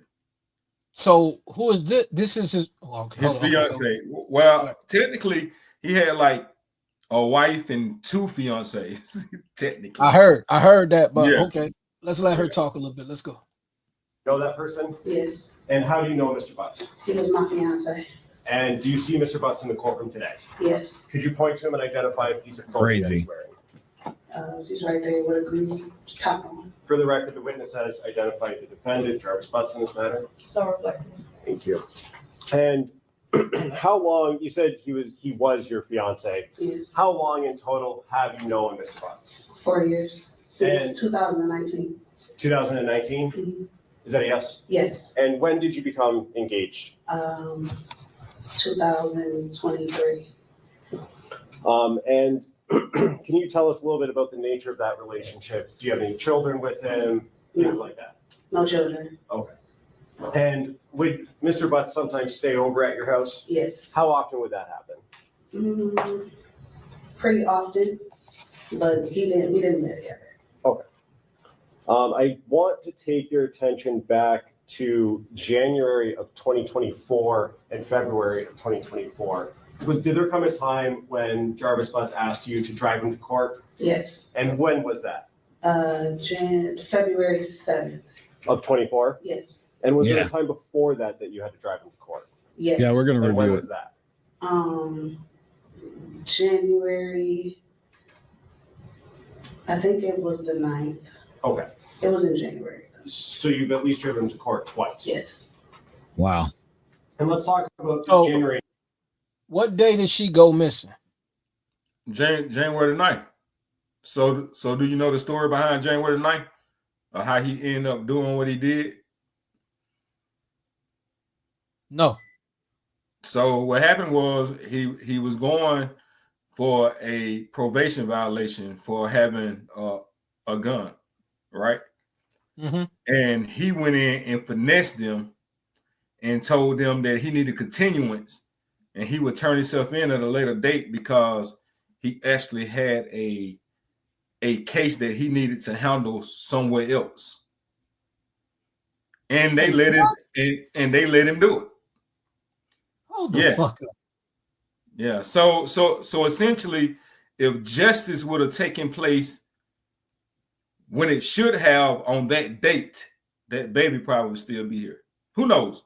But we knew she wouldn't have got missing after she was with him because he's supposed to have been locked up that morning. I'm confused. I'm like, okay, so you called it continuance because you told him you got another case. Yes. and they let him do it. What the fuck is going on in Michigan, bro? Exactly. Well, I've seen that happen here too, especially on probation violations. I've seen people walk in and say, "Well, let me take care of this. Let me get this in order. I got a business. Let me do this," in which he had a business.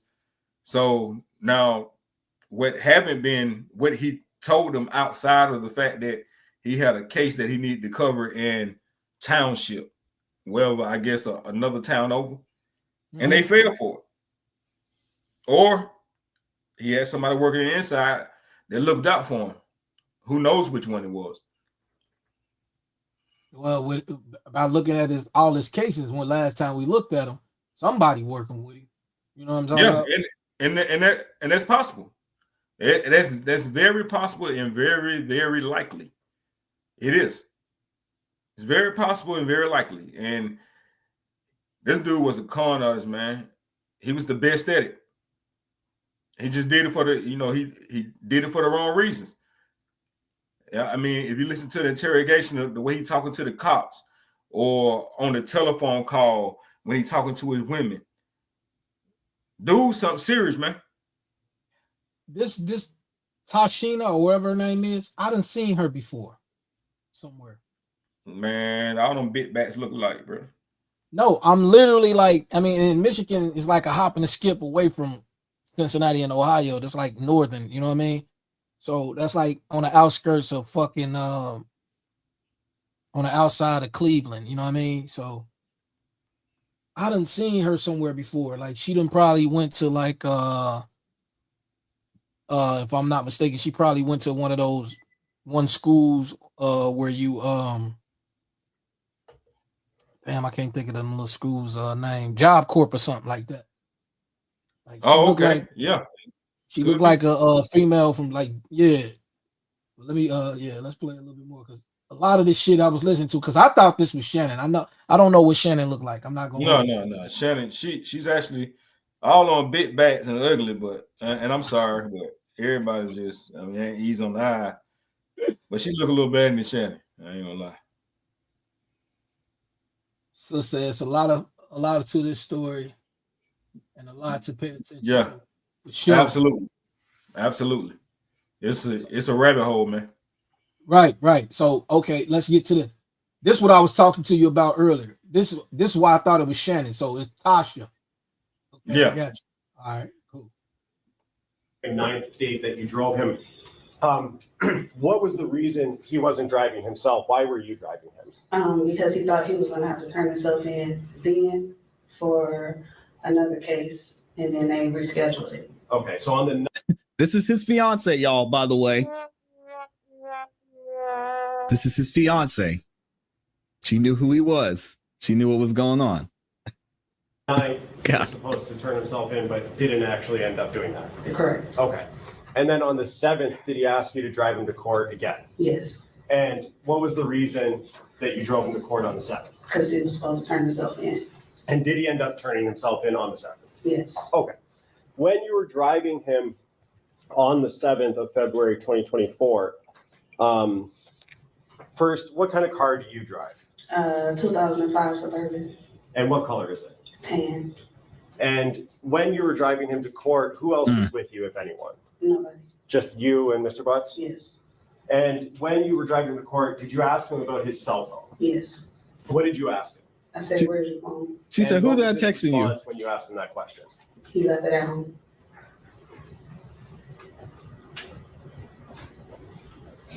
And did you have any other conversation regarding his phone on the 7th when you were driving him to court? And what did he, you said he did turn himself in? Yes. And so you drove back home, correct? Yes. Did you have Tear up your car insurance bill and try this instead. I used to let them raise my car insurance every year until I found this huge loophole that insurance companies don't want you to know about. I was paying over $150 for car insurance. eventually have some contact with the police department? Yes, And where were you when you had that contact? in the hospital. And what did they ask you about generally? Did I know anything about a missing child? And do you know anything about missing child? No. Did they ask you about his cell phone? Yeah, I believe so. And did you know or have any reason to believe, other than what Jarvis told you, that his phone was someplace else? No. And did you know that his phone was in your car? No. Did you give permission to the police to search your car? No, they just came and took it. Okay. They had a search warrant? As they should. Oh. And were you present at your house when they came and took your car? No. And did you observe them search through your car and pull anything out? No. Oh. May I have one moment, Judge? Yes.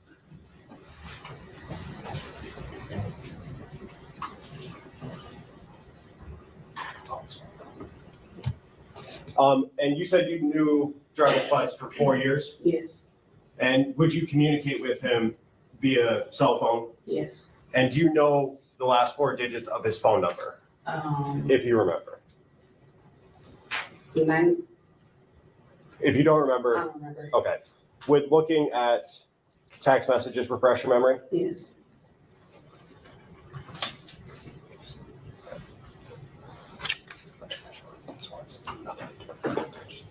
So wait a fucking minute. That's your fiance, was your fiance, right? Mm-hmm. At the time, I've been knowing each other since 2019. Mm-hmm. It's 2025, and you don't remember the man's number? I don't even think that's a. I don't remember nobody's number. Bro, after a while, bro, if you don't talk to a person, I can't tell a motherfucker I don't remember my wife number. I done been with my wife since 2011. Bro, that number is burned in my brain, bro. Look how intelligent you are compared to, no disrespect, but compared to the people we're talking about. Yeah, I don't know, bro.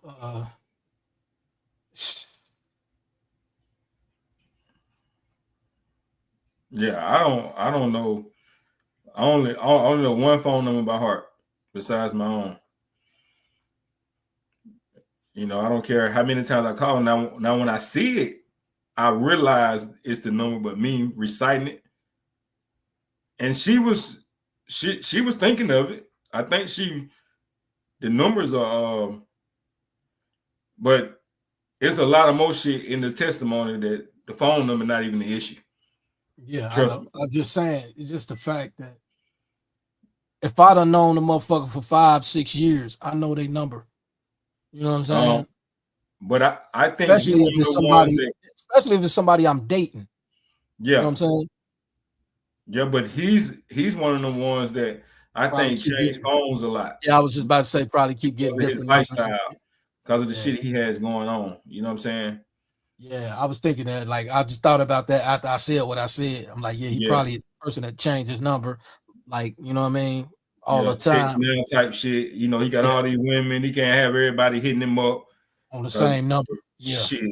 The Yeah. night Nazaria went missing, this motherfucker, hell, he went to 3-4 different women's houses within 12 hours.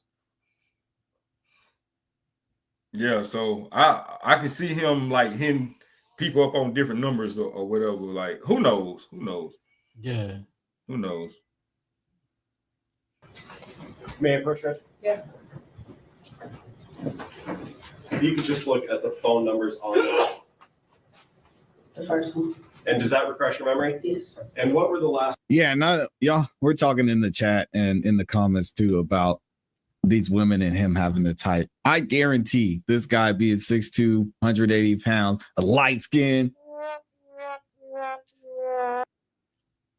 What if I told you there is no such thing as no internet? This brand new portable Wi-Fi router. He was probably just standing there and smiled at him. They're like, oh, hey, can I talk to you? I highly doubt he had to put that much work in. I mean, this guy had on an ankle monitor, for goodness sake. He had an ex with kids.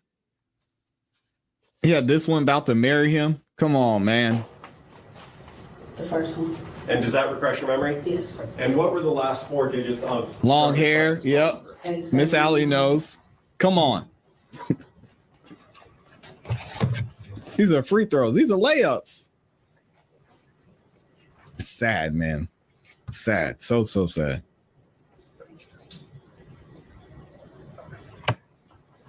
At some point after you dropped Jarvis Butts off at the courthouse and he turned himself in, did you go to his place of employment on at 9,000 Connors? No.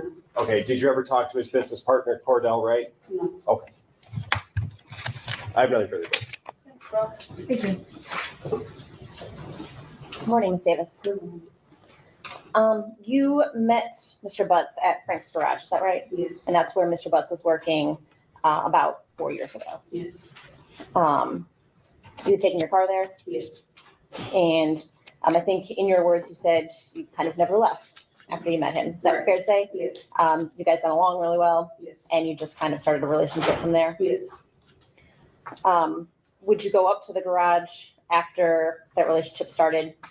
Yes. Kind of just to drop in? Yes. At any point in time while you were at Frank's Garage, did you ever see any children there? No. Is it fair to say that Mr. Butts was very protective of his phone around you? Yes. He would never let you see his phone screen. No. Wouldn't Shocker. give you access. Certainly didn't give you his passcode or anything. In fact, you've actually actively tried to get into his phone, right? Yes. I think you had mentioned that when he was sleeping, you tried to kind of wave it in front of him to see if that would unlock it. Oh, oh, I hate to keep stopping this, but this is where we're at. The stereotype. It's so sad when these stereotypes are true. Why are you with the guy that you're trying to go through his phone with? Like, this is the desperation, y'all. He already knew you couldn't trust him, so what are you looking for? As far as you know. And he did. Bro. Yeah. If you don't want to hear Duke, I do aggravating as hell. You Yeah, guys can go. You guys can go pull up a testimony where it's just raw with just her. Okay. I don't know if you want to find it. Nah, I'm gonna let it roll. Fuck it. I just Okay. want. He definitely. I should have just cut this shit up myself. I should have found it and cut it up myself. But I'm gonna wait till I get that other computer built. Man. So you wanted to know what was in his phone. Yes.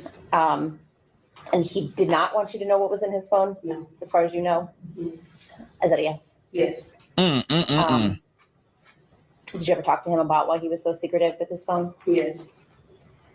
And does it have something to do with the fact that he was seeing other ladies? Yes. And you suspected that at the time? Yes. And so that's why you were looking for proof? Correct. Okay. And you suspected at the time. That's why you said yes when he asked you to marry him.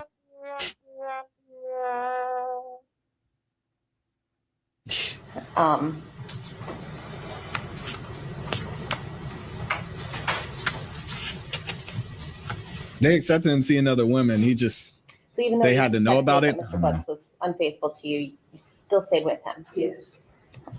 One reason. Thank for you that for is because asking he that was good with question. The kids. Yes. He cared for your kids. Yes. He took them places. Yes. So, all right, I'm not going to stop it anymore. I'm going to let it play. But let me rewind that real quick.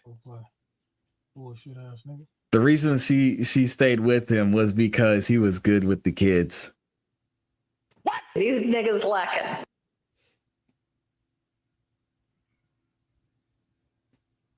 Lock her up. You were looking for proof?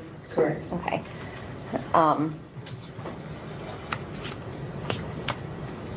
I can't, man. So even though you suspected that Mr. Butts was unfaithful to you, you still stayed with him. Yes. One reason for that is because he was good with the kids. Yes. He cared for your kids. Yes. He took them places. Yes. He took your son up to the shop. Yes. So, oh boy. Yo. As I'm listening, you know how she responding so fast? It sounds like it's already rehearsed. You know what I'm saying? Oh yeah. He got them women on lock, man. Every Yeah. last one of them. Yeah, it's like she already know what's going to be asked type shit. You know what I mean? Like, they're going to ask you this, they're going to ask you that. Just say, yeah. You know what I mean? Ain't no dialogue in the conversation. Ain't no dialogue. Like, she ain't, well, you know what I mean? You know, some people be, well, you know, he kicked it with the kids sometimes, or, you know what I mean? Woo. It's just, yeah. I don't know. Let's go. He showed him how to change the oil in the car. Correct. And you viewed him as a good father figure. Yes. Did you ever see anything inappropriate or that would cause you to see a red flag with regard to him and your children? No. Did you ever see him acting inappropriately with any other children? No. Certainly, if you had, you would not have allowed him in your house. Oh, absolutely not. Stop the cap. You knew that Mr. Butts had other children, right? Yes. With a woman named Angel. Yes. And a woman named Shannon. Yes. He talked about his children with you. Yes. Did he ever talk to you about his niece? No.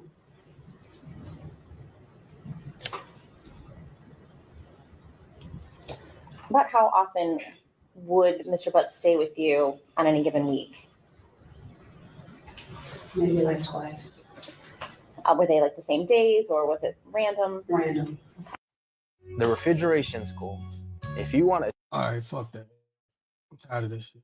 So he stayed with her on random nights. He stayed with all of them at random nights. He never stayed in one place. It seemed like through the text messages with him and Isaiah at some point he was there more than he was anywhere. But he most definitely was a Rolling Stone. Wherever he laid his hat was his home. So you saying he stayed at Shannon's with Naziah more than he stayed with anybody?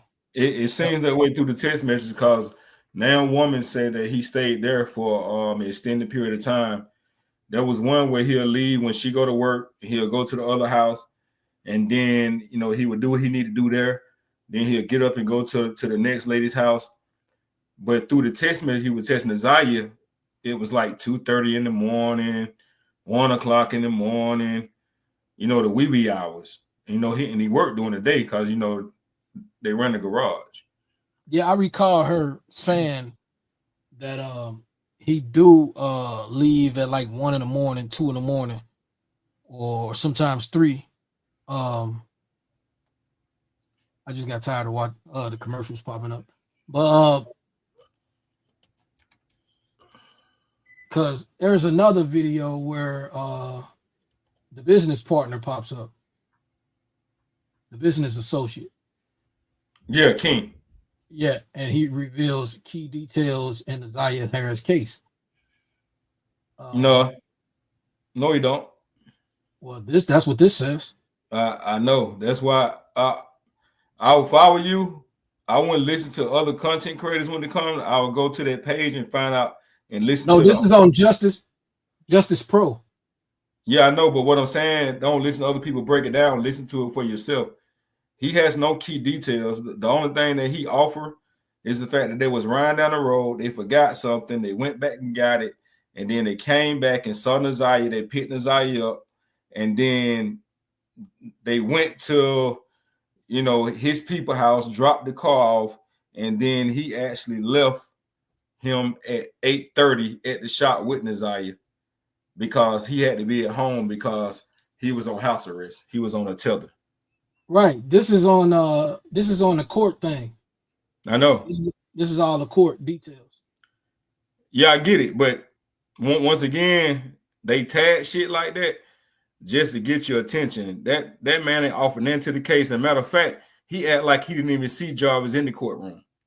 On this one right here, when he yeah, he act like he didn't see him.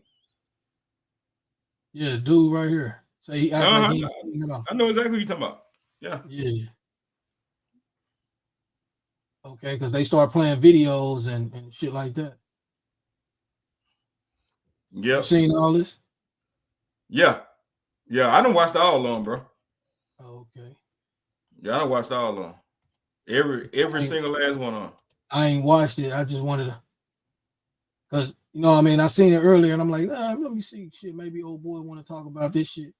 Yeah. Well, you can play it. And you listen to him. Like I said, he don't key details.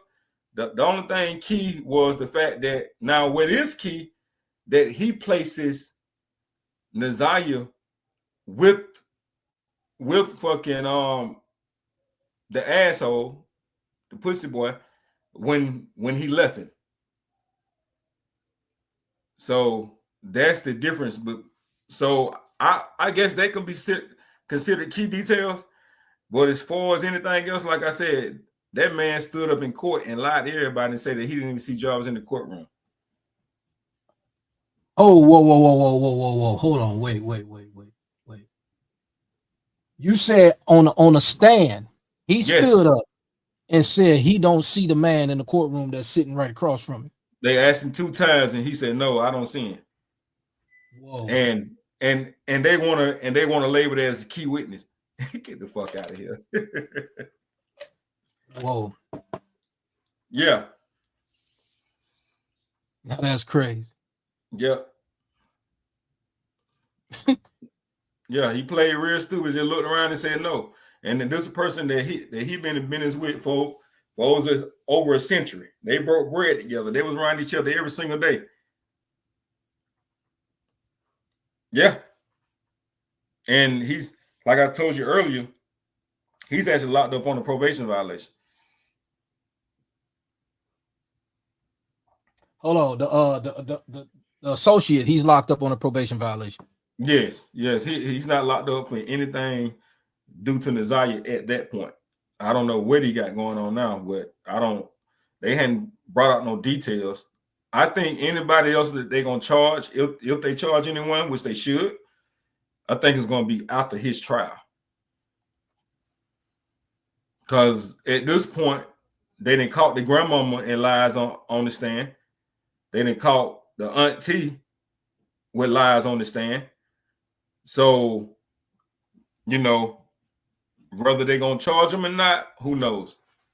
I think they should, but it's not my decision to make. Yeah. So, but I don't think we're gonna hear nothing about anybody being charged until after, in which we're under 30 days. So the case start March 7th. So yeah, because I also see that the sister of dude popped up and she was speaking in court as well. Yeah, she did. She did. I have my reservations on her. I like the fact that she got there and she told the truth, and there had to be a lot with her brother. But my thing is where my gloves come out with her is the fact that you knew who your brother was, and you knew your brother was with a little girl who you didn't know who that little girl was. And even if King told her, lied and said that, well, he lied to her and told her that was King's niece, she's still up there at the shop. He still had access to her. And so a lot of times in my mind, I think that she realized that she could have intervened in that at that moment. Maybe not another day, but that day she could have. Because she knows who her brother is. She knows. She knows he's a registered offender. Right. She knows that. And she admitted that she saw her getting in and out of not King's car, but in and out of the dickhead's car, his Escalade. Right. So at that moment, and you done walk back and forth with this. At one time, you was right behind a little girl going to the bathroom. Why didn't you stop her then? And answer. My conclusion is she kept her mouth shut because her brother was a mechanic, and she admitted that she would wait, she would do whatever she needed to do because he fixed her car for free. So if he locked up for violating, being around kids and you're not supposed to, who gonna fix her car for free then? That's just how I see it. And these are her words. Nobody. She's shit out of luck. You know who your brother is. And there was a little girl in and out of his truck.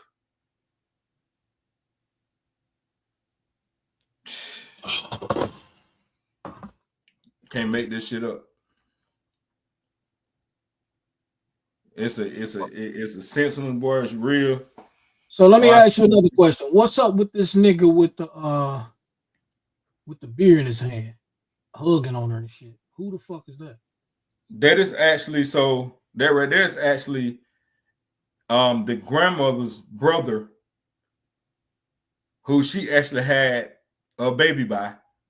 Who, the grandmother? After him. Yeah, man. Oh, whoa. Pause. Flag on the play. Pause. Flag on the play, right? Time out. So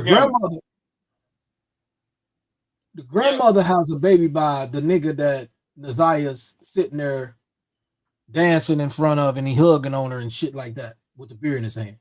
Yes. 40, man, this family got down there 40 years of in hereditary sex, inbreds, over 40 years. It happened to her with him. She had a son by him, named him after her brother. And he's still around, obviously, because you see him in that video doing what he's doing to Yeah. Nazaya, and she Yeah. couldn't have been no more than 11 at the time. Yeah, she was very young.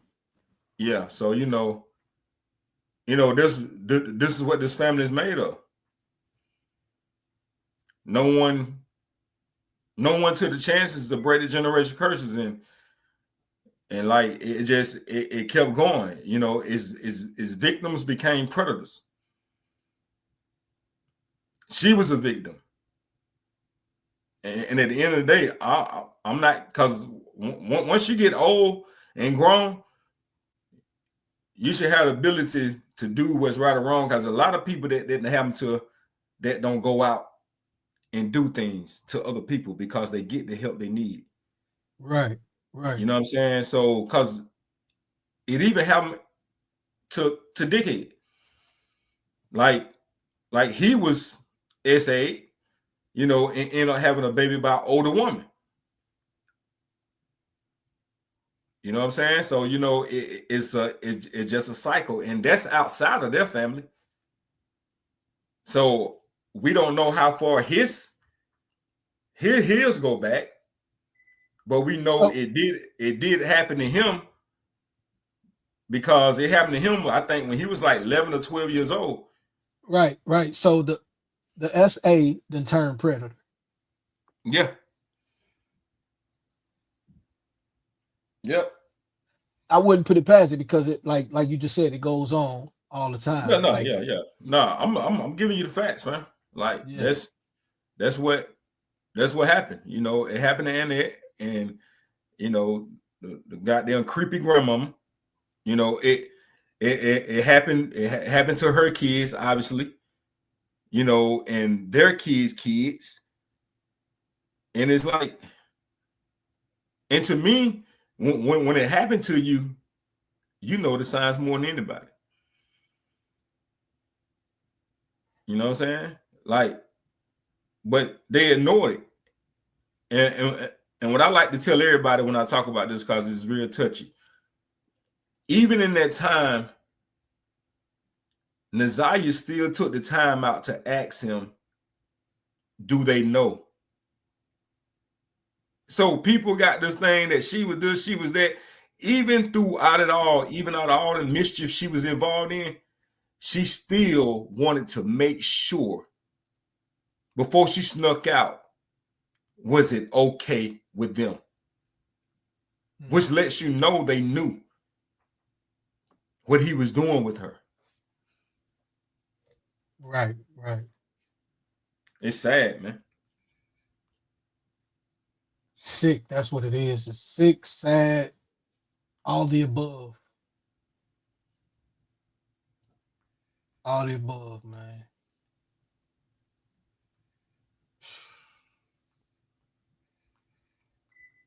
And it's so sick and sad that the grandma, the aunt, and this is why, that one that says she's the great aunt. Yeah, you talking about Janelle? Yeah. Which still confuses me to this day. Why? Because ain't Shannon her cousin? No, Shannon would actually be her niece, and her and Annette is actually sisters, half sisters. The grandma is half sisters, right? Yeah. Okay. So technically she would be Shannon's aunt. Well, she is. I ain't no technically. Yeah, she's Shannon's aunt. Okay. See, that's where I gotta start back over. I gotta watch the other thing again, where we was listening to the great aunt. Yeah. And she kept breaking down, me and such was good friends. I threw her baby shower, shit like that. I don't know. That was Tawana. That is the cousin. All right. That is the cousin. So it's a lot of breakdowns and confusion. Yeah, so they all and- started off as a tight-knit family, right? Because at some point, even Janelle actually stayed with Shannon at some point in time when she was going to school, which is why she tried to do everything she could do for Shannon because Shannon looked out for her. Now, when it come down to Janelle, to one of them, and I think it's something, but with Janelle was the fact that she actually went above and beyond to where she was actually getting threatened to put charges on her because once she found out what was going on, she went hard. They even talk about her in the CPS case to where the baby actually told on him, told on Dickhead. But then they made the kids change their story. The parents lied. So all this theory that Nazaya never said anything, she did speak up. She spoke up in 2022. And just imagine after you speak up in 2022 and nothing fucking happens. As a child, what you do, you shut down. You're not telling nothing else. You're not telling nothing else. They told in 2022, CPS came out and labeled the case as a low risk and said that the fact that Jarvis Dickhead, sorry, I didn't mean to call his name, I hate that move. Dickhead said that he didn't want to be away from his kids. So his rights overruled what he wanted to do, overruled what was right for them kids at the time. And they still didn't order him to stay away from them kids and labeled it as a low risk. That was Janelle works right there. Janelle done that. Nothing came of it though.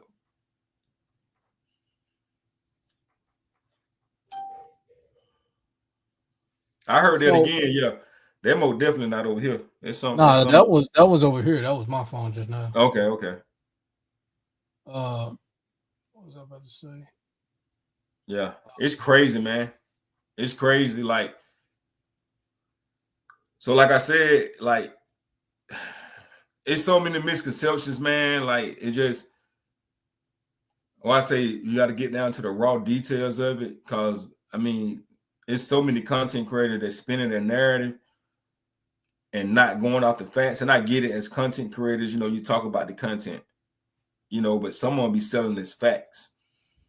And they're just not facts. Like, once again, I say on my channel all the time, it's not about, I'm not an advocate of the police department. I'm not, under no circumstances. But in this case right here, the police charged that man within 3 days of their baby. She went missing on the 9th of January. They didn't get that case until February the 11th. By the 14th, he was already incarcerated. They was bringing him in for questioning and charged him. So in 3 days, they did the telephone extractions. They went on searches. They did all this in 3 days. People got it mixed up and think that they had that DPD had this case for the whole time. They did not. The school system had it, which is a totally different entity of not Dallas, of the fucking Detroit Police Department. Totally different entity. Totally different. And even then, when they reported it to the school, they treated her as a runaway and not as missing. I don't think that it would have mattered with the school, or maybe the school would have turned it over to DPD faster. So it's a whole lot of misconceptions of it, man. Yeah. They got warrants. They got warrants for that man in 3 days. And gathered enough evidence on him to where they can charge him for a murder without a body. In prelims. Now, who in the fuck gonna say that ain't no fucking good police work right there in that moment? I don't know what they did to cases other than theirs, and I'm pretty sure just like everywhere else, they probably got an ass of failed cases. But in this one, they didn't fail. Right. Right. In this one, they didn't fail. Which is actually great. Which is actually great. You know what I'm saying? Yeah, they didn't fail at this one. And I know it's a whole lot of more missing kids out there, a whole lot of more unalive kids. You know, that maybe they probably didn't do a good job on.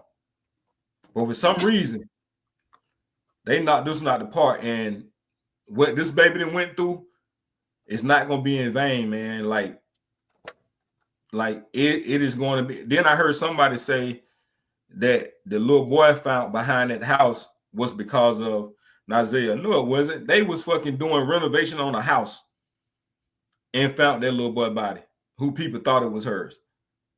But see, that's just the twist that content creators would throw just for clickbait. So, okay, there was just another incident in Detroit where a woman killed her daughter and buried her. Did you see that? I think that was the little boy. If that's the same one, it's one with a little girl. I think it's a. Hold on, let me see. I might be confusing with the little boy. Hold on. I think it said woman killed daughter.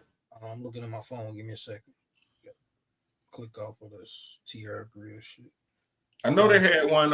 And they was trying to say that Jarvis and Dickhead and fucking King knew them, and so they was thinking that it was Nazaya, but his charges have been upgraded now. Dickhead charges have been upgraded. He has more than one murder on there now. So I don't know if they charging him for go ahead and charge him for the murder of the baby, or have they found another body that they're putting on him? Because his charges most definitely has been upgraded. Okay, here you go. Detroit mother arrested in Georgia faces murder charges in a death of. This was 8 days ago. Oh, you say Georgia? No, Detroit. Oh, Detroit. Okay. Yeah, she Detroit mother arrested in Georgia faces murder charges and death of 9-year-old son. Oh, see, that's the one you talking about. Yeah. That's the one that everybody was trying to say. That was on the 7th, February 7th. Damn, that's crazy. This shit happened on the 7th. Yeah. That's the one, and that's the one they kept. They was doing renovations on the house and ran across that body. It was not even they had nothing to do with the searching of Nazaya. Nothing, not at all. But once again, these people do anything for clicks and baits, man. They'll do it. Yeah, Brandy Pierce. I'm Mr. Ain't going though. I ain't going. Murdered her young son, Zaymar. She's crazy. Maybe I got it confused as a little girl, but it's a boy. Yeah, it was a little boy. It's the same one. It's the same one. Yeah. But it's so crazy. It's a lot of that going on down there, man. It's not only there. It's a big issue there, but man, that shit going on everywhere, bro. I promise you, man, and it's sad. Human trafficking, man. Like that shit is like it's crazy, man. So when you out and about, man, and whatever you and your kids got going on, you and your family, man, keep your kids close. Do your best to protect them. You can't take your eye off for them. It ain't worth it because they out here lurking for them. Yeah. Like it is real, man. It is real. Like I said, and I know Detroit specifically got a lot of them unsolved. You know, Chicago, them cities like that. Like it really is a lot. You know what I'm saying? But it's going on everywhere, man. Okay, so who came up with the fact that Nazaya was dumped in the water and she might have been eaten by alligators or some shit like that? That was in the beginning before anybody before anybody knew anything about the prelims until the prelims came out. Ever since the preliminary came out and they actually see what's what, I ain't heard nobody even run with that. You know what I'm saying? Because they should have been looked at this. No alligators cannot survive in Michigan waters during the winter. And she came up dead, or I can't say dead because they haven't found her. She came up missing in what, February, January? That's the coldest month, the coldest months of Michigan weather. Oh yeah. You know what I'm saying? It frees up there. But like I was telling you earlier, they're not saying that. They're saying that someone may have. So if what they're saying is that people raise them, and then once they get too big, they throw them out there. But Yeah, I see what but you're saying. They still shouldn't be able to live, which Yeah, I never went with this theory anyway. Yeah, there's no way they can live in the water. Alligators, that they got to be in like warm weather. You know what I'm saying? They like warm waters. That's why you see them chilling like at the top of the water. They like, you know what I'm saying? Yeah. Yeah. But I knew a person that had an alligator, so I know about them a little bit. Like one of my exes, her uncle, he used to raise them, and once they get big, he'll give them to the zoo. You know what I'm saying? Like, but yeah, he got snapped a few times by one of the small ones. You know what I mean? So, they should have knew that off top though. It's like whoever said that shit shouldn't even came up with that shit. You know what I mean? It's just throwing shit out there. And when I heard that, I'm like, huh? What the fuck? Yeah, no, I ain't never entertained that. It doesn't mean that if somebody did it and they threw one out there, that doesn't mean that, because there's a lot of animals that live under extreme circumstances and weathers. You know, we don't know whether they taking some kind of fucking, I don't know what they do.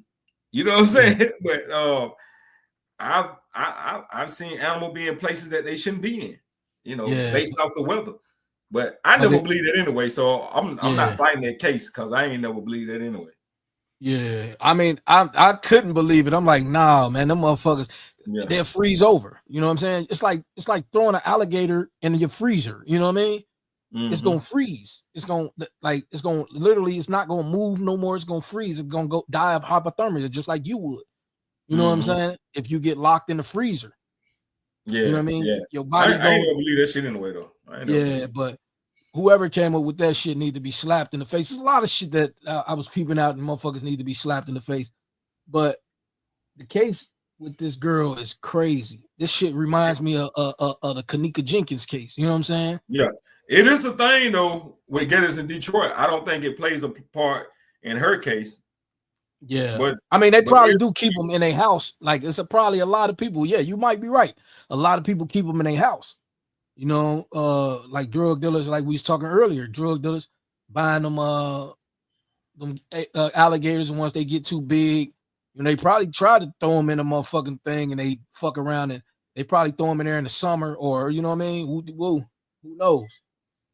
But by the winter, the motherfuckers dead, unless they can make their way to some kind of abandoned, like I say, who knows?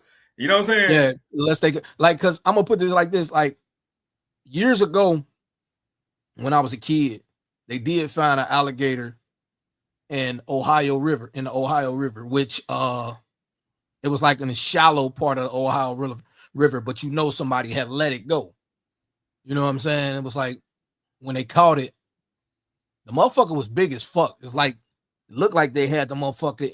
They was raising it in like a small pool or something. That's how big it was. You know what I'm saying? But yeah, they caught the motherfucker. It was walking on the bridge and walking through the woods and all that shit. And I don't even know I don't know if they caught it or they killed it. I have to look it up. But yeah, but you do got them guards and shit that's in the motherfucking water too. I think we talked about that. Me and them guards ain't no joke. I saw one and one time only, man. Well, actually twice, but it was in the same day. I was like, what the fuck is that? Yeah, now them will fuck a motherfucker up. Man. Them will fuck a motherfucker up. Them guards, They rip shit just like alligators do. They got the face of an alligator, but they're fucking fish. You know what I'm saying? I saw it. I saw Yeah. one in real life. Well, people actually caught one. They ain't no Yeah. way in the hell I'm unhooking that motherfucker. Y'all crazy. Yeah. And they strong than a bitch. They strong, bro. Mother had a hard time pulling in. Yeah, they strong than a motherfucker. Yeah. So yeah. That's the thing with that in Detroit with alligator. Like I said, me personally, I don't think it played a part in this case right here. I really don't. Yeah. Because in my mind, you could have had one, and you threw it, throw the body down there in the basement, and then you go release it after. Yeah. Now you can do that. I agree with you on that. So like that's like some movie shit. That's like where you think the movies get it from though? From real life shit. yeah, because that's some type shit the mafia used to do. Remember what's that movie? Donnie Brasco. Remember when he got that motherfucker lion or he got a tiger? You know what I mean? Sonny Black. He got a fucking lion or a tiger, and they fed him off one of the motherfuckers they had a problem with to the fucking lion. Yeah. You know what I'm saying? Yeah. Like, shit crazy. Yeah. So that's the thing. Like nobody's saying the process, but once again, I don't even want to end it. I don't even believe that's true. So yeah. I don't even believe that's true, but it has been said. But I honestly, in my heart of hearts, and even in my discernment, I don't even think that's true because of all the other evidence that they did talk about in the prelim. Right. That wasn't even a thing. It was obviously like, I'm pretty sure they can tell in her clothes, and especially that jacket that she's supposed to have had on. And it's like, so if she really didn't have that on, what happened to her? How did they get her DNA in it? How did they get her blood on it? How are there puncture wounds in it? You know what I'm saying? So it's so many different other answers. You know what I'm saying? But it was a mild winter compared to the rest of the winters, but it was still cold as fuck. The fact that they had to come back a couple times to actually search because it got too cold out there. And also that river was frozen. Where his phone cleaned at. You know what I'm saying? Yeah, and that's why I be saying all the time, because it's not, is it not Lake Erie? Which one is it? Lake Michigan. That freezes. You know what I'm saying? Like that motherfucker freeze like a motherfucker. You know what I mean? To the point you can actually step on half of it, you know what I mean, and won't fall in. That's how. Yeah. Because you got to think, you're getting that Canadian weather up there. You know what I mean? Oh yeah, it's rough up there, bro. Yeah, it's rough up there, and I say rough. It's very rough compared to where I'm from. Like, it don't even get that cold down here at all. I mean, because if you ever been to Chicago and Detroit is neck and neck on cold. Yeah, I think the difference with Chicago got all that wind. Yeah, but it's neck and neck on the coldness, because yes, most like definitely. It's like a front that comes from there. It's like, God damn. Yeah, I'm not interested. Save me with that shit. No, I'd have been there in the winter. I'd have been there in the blizzard winter, bro. Nah, dog. Nope. I'm where I'm from. We lucky if we get in the snow, and then we do, they shut shit down. So it is what it is. Yeah. I grew up. We had to go to school with snow. Nah, dog. Not in South Carolina. I grew up, bro. We used to have to walk shit in. Snow be like up to your motherfucking kneecaps type shit, and you gotta walk through that shit. No, that shit right there. I used to have to work for somebody that was from Detroit. So yeah, he used to tell me about that's when we used to have to wear the King Kong boots with the motherfucking. I gotta wear some King Kong boots. That ain't for me. Man. I stayed in Nashville, boy, and that cold weather keep my no way. Oh, you lived in Nashville? Yeah. I lived in Nashville about 4 years, man. Yeah. I lived in Hickory, North Carolina for 2 years. So I've been around. I was in Gastonia, North Carolina for a little while. Been around. Open up them restaurants, doing my thing. Been around. Yeah, it's a Then, beautiful thing, man. It's like yeah. I love it. I love going back when it's cold. But I ain't been able to see no snow in a while. You know what I mean? But I love the snow. I grew up in it, so that's why. You know what I mean? Fuck that snow, nigga. I love that shit, man. Especially when I can catch me somebody I can hit with a snowball. Now see, right here, you might get popped for that because we ain't used to it. Hell no, nigga. Hell no, nigga get mad. For real. For real, man. Like, I don't know, man. Like on some real shit, man. I hope that baby get her justice, man. I hope it's swiftly. And I really hope everybody involved, really. You know what I'm saying? I hope it ain't on you turn state evidence or you do this during here and you don't get charged. I don't want that. You know what I hope? I hope they find the body. Me too. If she's deceased. I hope they find the body. Most definitely, man. Family need that closure, man. Her soul's needed. Her soul needed. You know what I'm saying? Like, let's get that real closure, man. Like, and honestly, like, you know, the aunt and grandmama, man, in my discernment tells me they either allegedly played a part or know what the fuck is really going on. I feel a lot of them know what the fuck going on. Yeah. I'm not saying the dude ain't to the blame, but a lot of them know what the fuck going on, bro. Or we peeped some shit out on shout to Miss Parker. She actually covering the case too, so I'll be over there rocking with her.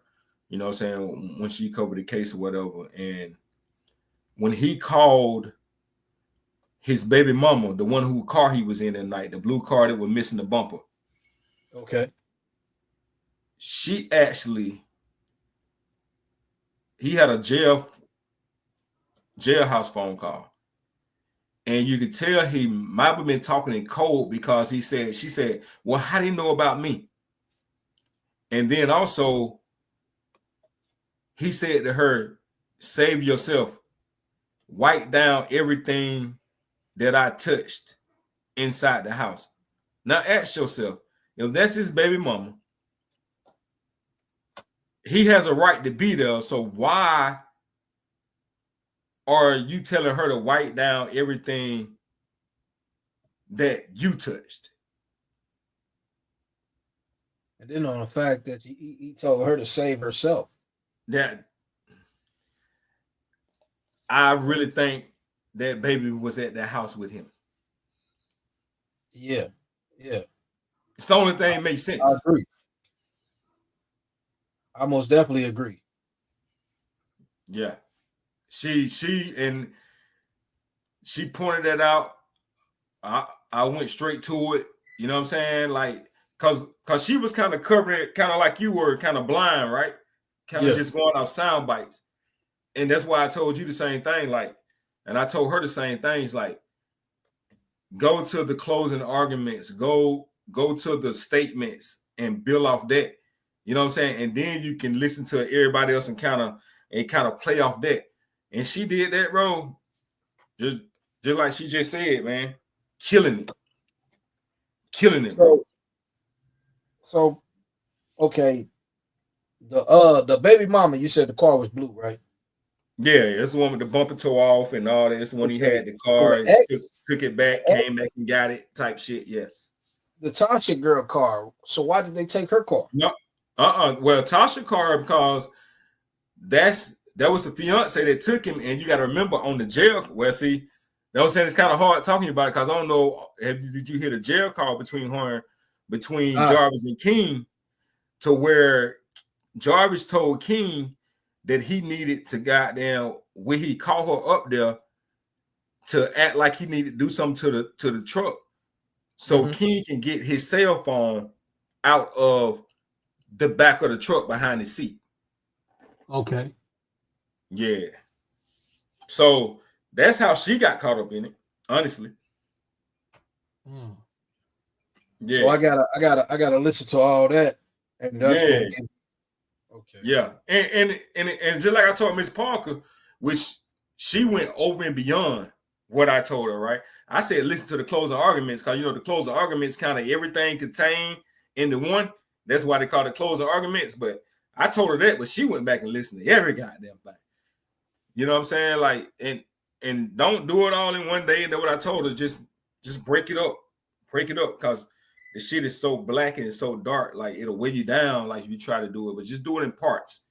You know what I'm saying? And you'll be like, damn. It really opened your eyes, man. It really opened your eyes to a lot of shit. Cause a lot of shit I was up there on her panel talking about, like, just like she ain't heard before. And I said, just go to the closing arguments. It's all there. Yep. But so that's how Tasha got caught up in it, because of the phone call. Because I'm not even sure if she was one of the houses he went to that night. But he went to like 3 different women houses. He got so many goddamn women, who knows? But she got involved because of the fact that he hid his cell phone in her car because she was the one, which is weird because she was the one that took you. So did you hide it before y'all got in the car? That's confusing. Like that's crazy. Like I'm just saying. I just thought about that. Yeah, why would you hide your phone in your supposedly ex or? No, there was a fiance at the time he went in. Yeah. So they just broke it off by the time he went in. After he went in, she was like, "Hell nah, nigga, I ain't fuck with you no more." Wow. So she didn't do her research on the man before none of the other shit. Bro, I did the investigation. It's a town with a population of like 2,300, bro. Everybody knew everybody, bro. Right, but I'm saying the Tasha girl didn't do her research on the man before any of that shit. You know what I'm saying? She known the man since 2019. She did. She didn't care. It seems like none of them care.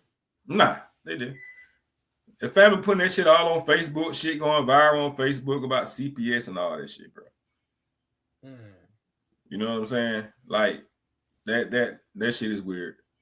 And then the fact that, okay, let's say you didn't know. Let's say you didn't do your homework. Nigga, once you get locked up some shit like that, I'm not fucking with you.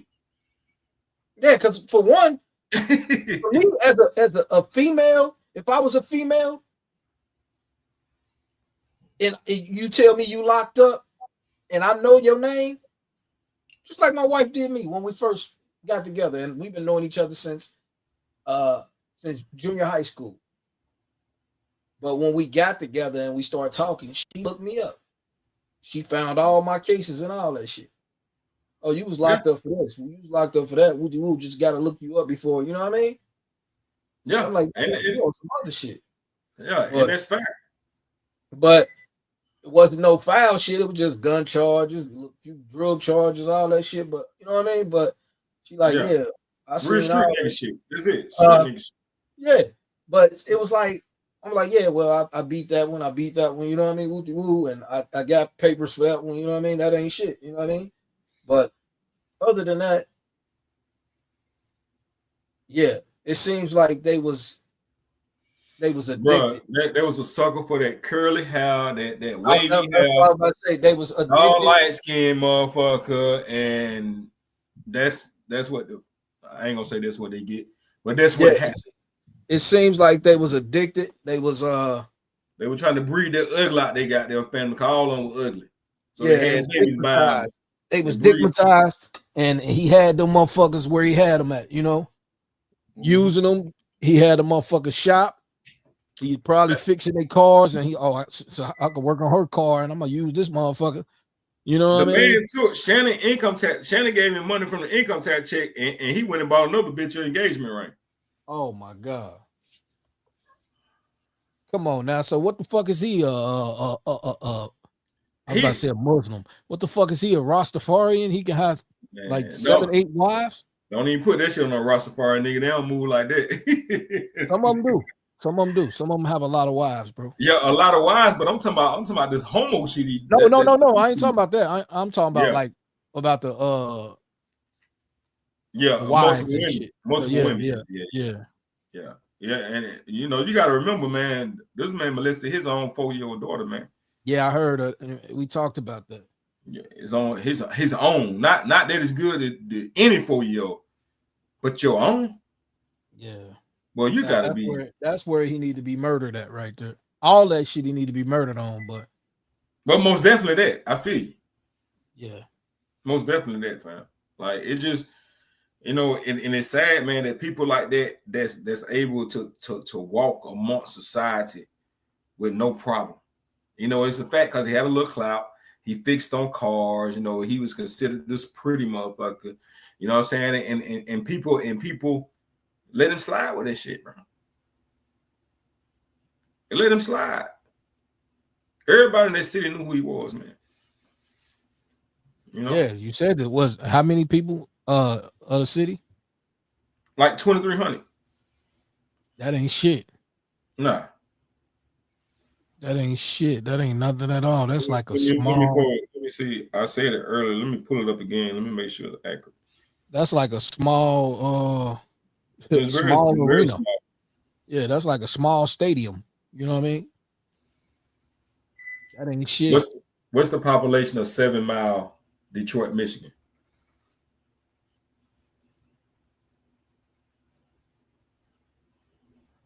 Make sure my facts straight. Well, 7 Mile is a street.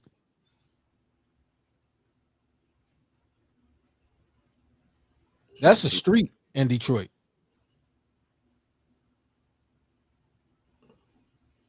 So what would be the area then?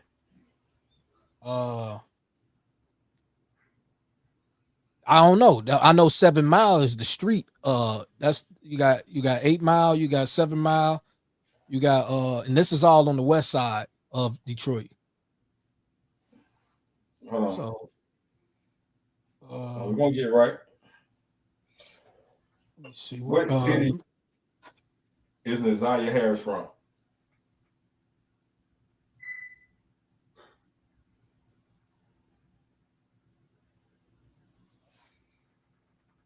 See, I'm looking more for a neighborhood because that's, you know, that's what shit go down in the neighborhood. That's why I put yeah, and that's what I'm saying. That's what I'm saying. It's like how Detroit is. It's like you got west side, you got the east side and shit like that.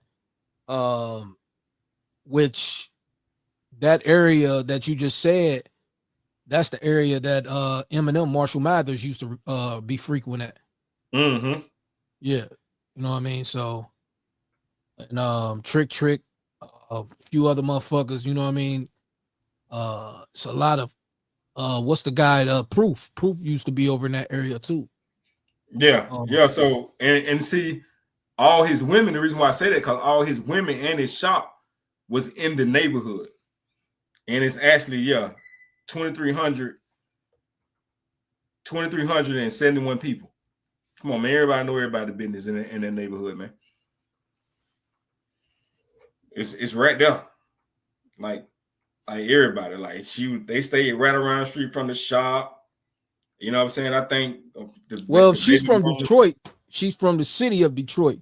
The neighborhood that she's from is like a 7 Mile area. You know what I'm saying?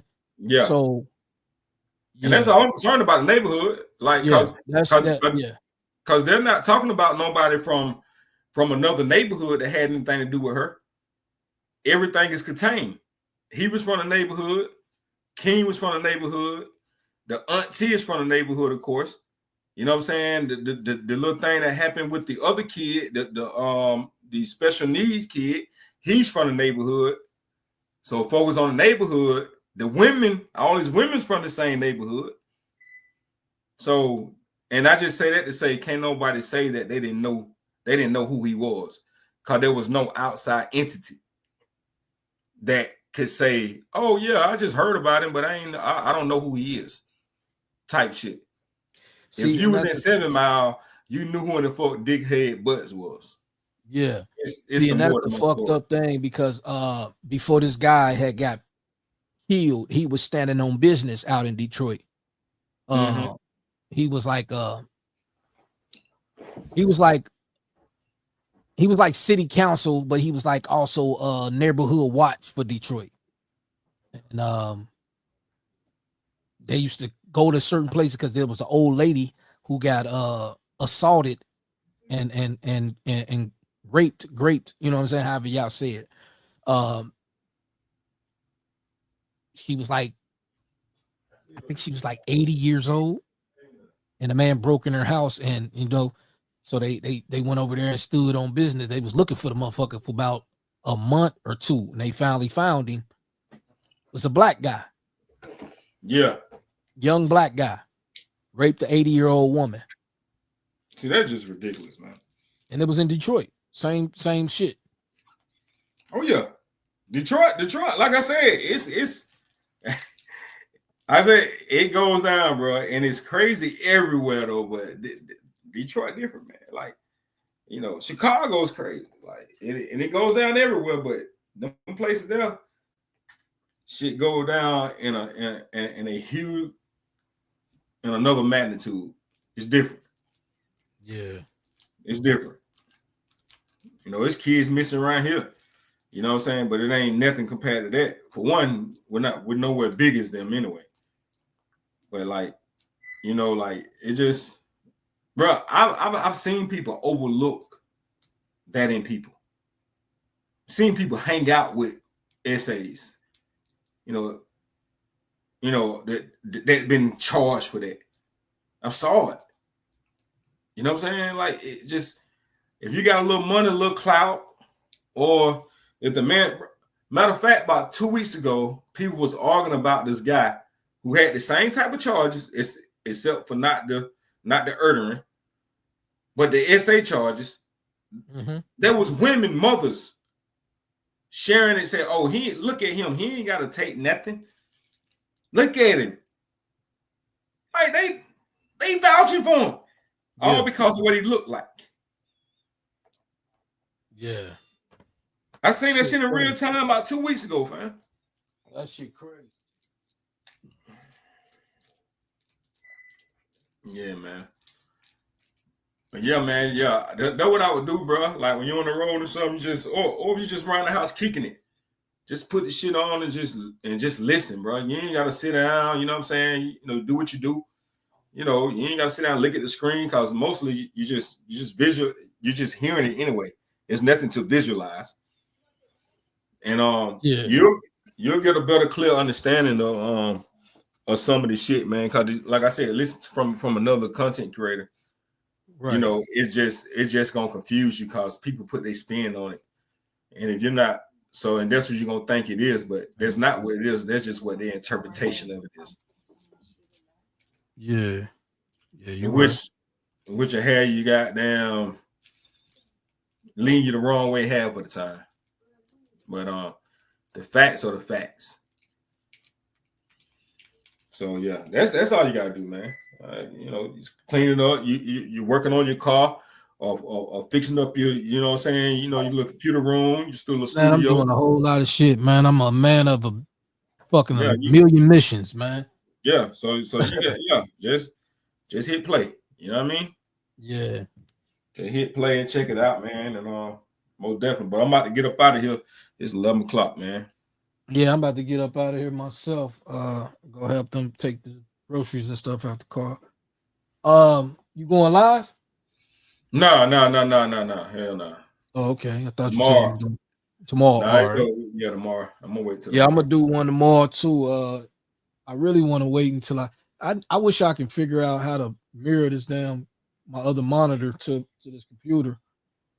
I don't know. I'm gonna have to look it up or something like that. I can't figure this shit out. That way I can move some of this stuff that from off one tower to the other. I mean, to the other computer. Yeah. But yeah, man, shit crazy, bro. It's a lot of crazy shit that goes on in this world. Sis says, I don't need people, none of this shit. She said he played stupid and just looked around. Yeah, man. Yeah, and to this day that bothers me because I don't know when he was instructed to do that. Is there some kind of play, or there's some kind of defense that he's gonna like you tell him what happened with him? So what was the problem with you identifying him? Right. I don't get that to save my life. I don't get that. I have no theory at all for that one. I don't even have a theory for that one. Besides, he was just being an asshole. Yeah. Or the fact that he had more hands in it. And this is the thing, bro. You working with this man, you know what this man has been charged for. You know what Yeah. And you still around him, and you come on, bro. And that's where I'm at with it. That's where I'm at with it. And that's why I always look at it like it's more to everything. And you then know you more in than for that stunt. you putting out. You know way more than you putting out. Come on, man. Like that's obvious. And then the fact that he didn't identify is like, was there some kind of strategy? Like, I don't even know what. Like I said, I don't even have a theory for that. Matter of fact, I ain't heard nobody break down the theory of the reason why he said he didn't know him, he didn't see him. But then you testify about the whole ordeal during the day and y'all interaction with Nasiah. Right. Come on, man. That shit crazy. Well, yeah, man. So I'm gonna go and get up out of here and see what's going on. Sister sent her blessings. She said she got something for me and you. I don't know if she told you yet, but it'll probably be in a few months. She got some things going on. Okay. So on the other end. But yeah, man, you know, shit, it's always love. Y'all know what it is. It's the growth sector, man. We over here, we growing together. You know what I mean? It's open. We opening our minds together. You know what I mean? Speaking on shit that's going on around this world that should be talked about instead of all the rah-rah shit. You know what I mean? Oh yeah, I'm Mr. Ain't Going. It's all good. I ain't going. You know, it is what it is. I leave that shit where it at, and if I want to entertain, I go where it's at. But I ain't bringing it over here. Oh, for sure. I mean, it is what it is. I mean, it's to talk about though. You know what I mean? We have to talk about things. You know what I mean? Because I mean, not to say that we bringing it over here, but it's things to be talked about. You know what I mean? It's like, damn, like what the fuck is going on with people? You know what I mean? Them motherfuckers over there lost, bro. I already know. I'm already knowing. There's no accountability. There's no nothing, man. There's no accountability. I'm already knowing, but it's just like it's before sad. I cover that story, bro. You know what I'm waiting on before I cover that story? What? The shit get real, and the shit hit YouTube, then I cover it. Until then, fuck them. Yeah, it's just sad, bro. It's sad. But yeah, so shit, I'm on tomorrow. Shit, with whatever time you go, I'm gonna go and link up with you. Restream your shit. I mean, we'll just go like that. So whatever time you go, I'm gonna rock in with you. Okay, then. That was I'll let you know. All right, appreciate it. Everybody, thank y'all for coming through. Y'all know what it is, the growth sector. Me and my brother up this motherfucker vibing, getting it on like we always do. Let's go.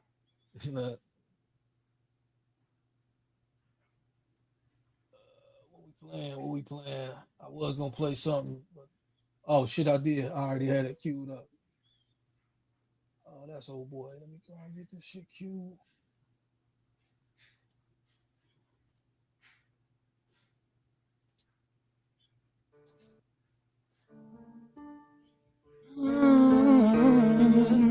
Yeah. Want to take this time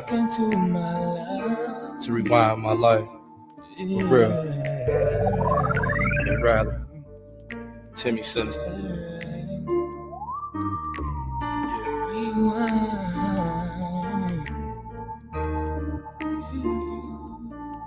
From the start, I never thought I'd make it this far. Born on July 10th, 6 pounds, 2 ounces with a bad heart. Had to have operation steady, hooked to machine, scare me to death. Watching my heartbeat race on the screen. As I got older, heart got stronger, guess I'm gonna be alright. But it seems like every other night I'm waking up to a fight. Constant drama, screams and hollers, can't believe he hit my mama. Our Lord's better come get me, cause tonight you know that I'ma kill him in his sleep. Put the knife straight to his collar, but I couldn't see myself killing my little sister's father. Sometimes in my mind I think he needed to die, but on the real, her father ain't no worse than mine. Weathered the storm, while mama found the strength to move on. Had to leave that fool alone and raise her kids on her own. Stayed strong and always taught me right from wrong, even though I didn't be most of it till I was grown. Met my baby mama, fell in love, acting a fool. Posted up every day, all day in my room. Even skipped school 7 days a week, 12 months a year was the same thing. My homie loved a friend, well at least until the kids came. Fighting all day, and it seems like time just repeats itself. Called it TV, and the judge hit me with 6 months on the shelf. Looked in my son's eyes and realized this ain't the way for making them cry. I apologize each and every day. Seen a lot of death in my time, and it shows in my rhymes. Damon Sargent, I keep you in my heart as well as my mind. To all my players that passed, love I'm showing. To Darnell Gentry, I still picture you rolling. That's my life, Billy. If you look in my life, you see what I see. If you look into my life, if you look in my life, you see what I see. Rewind.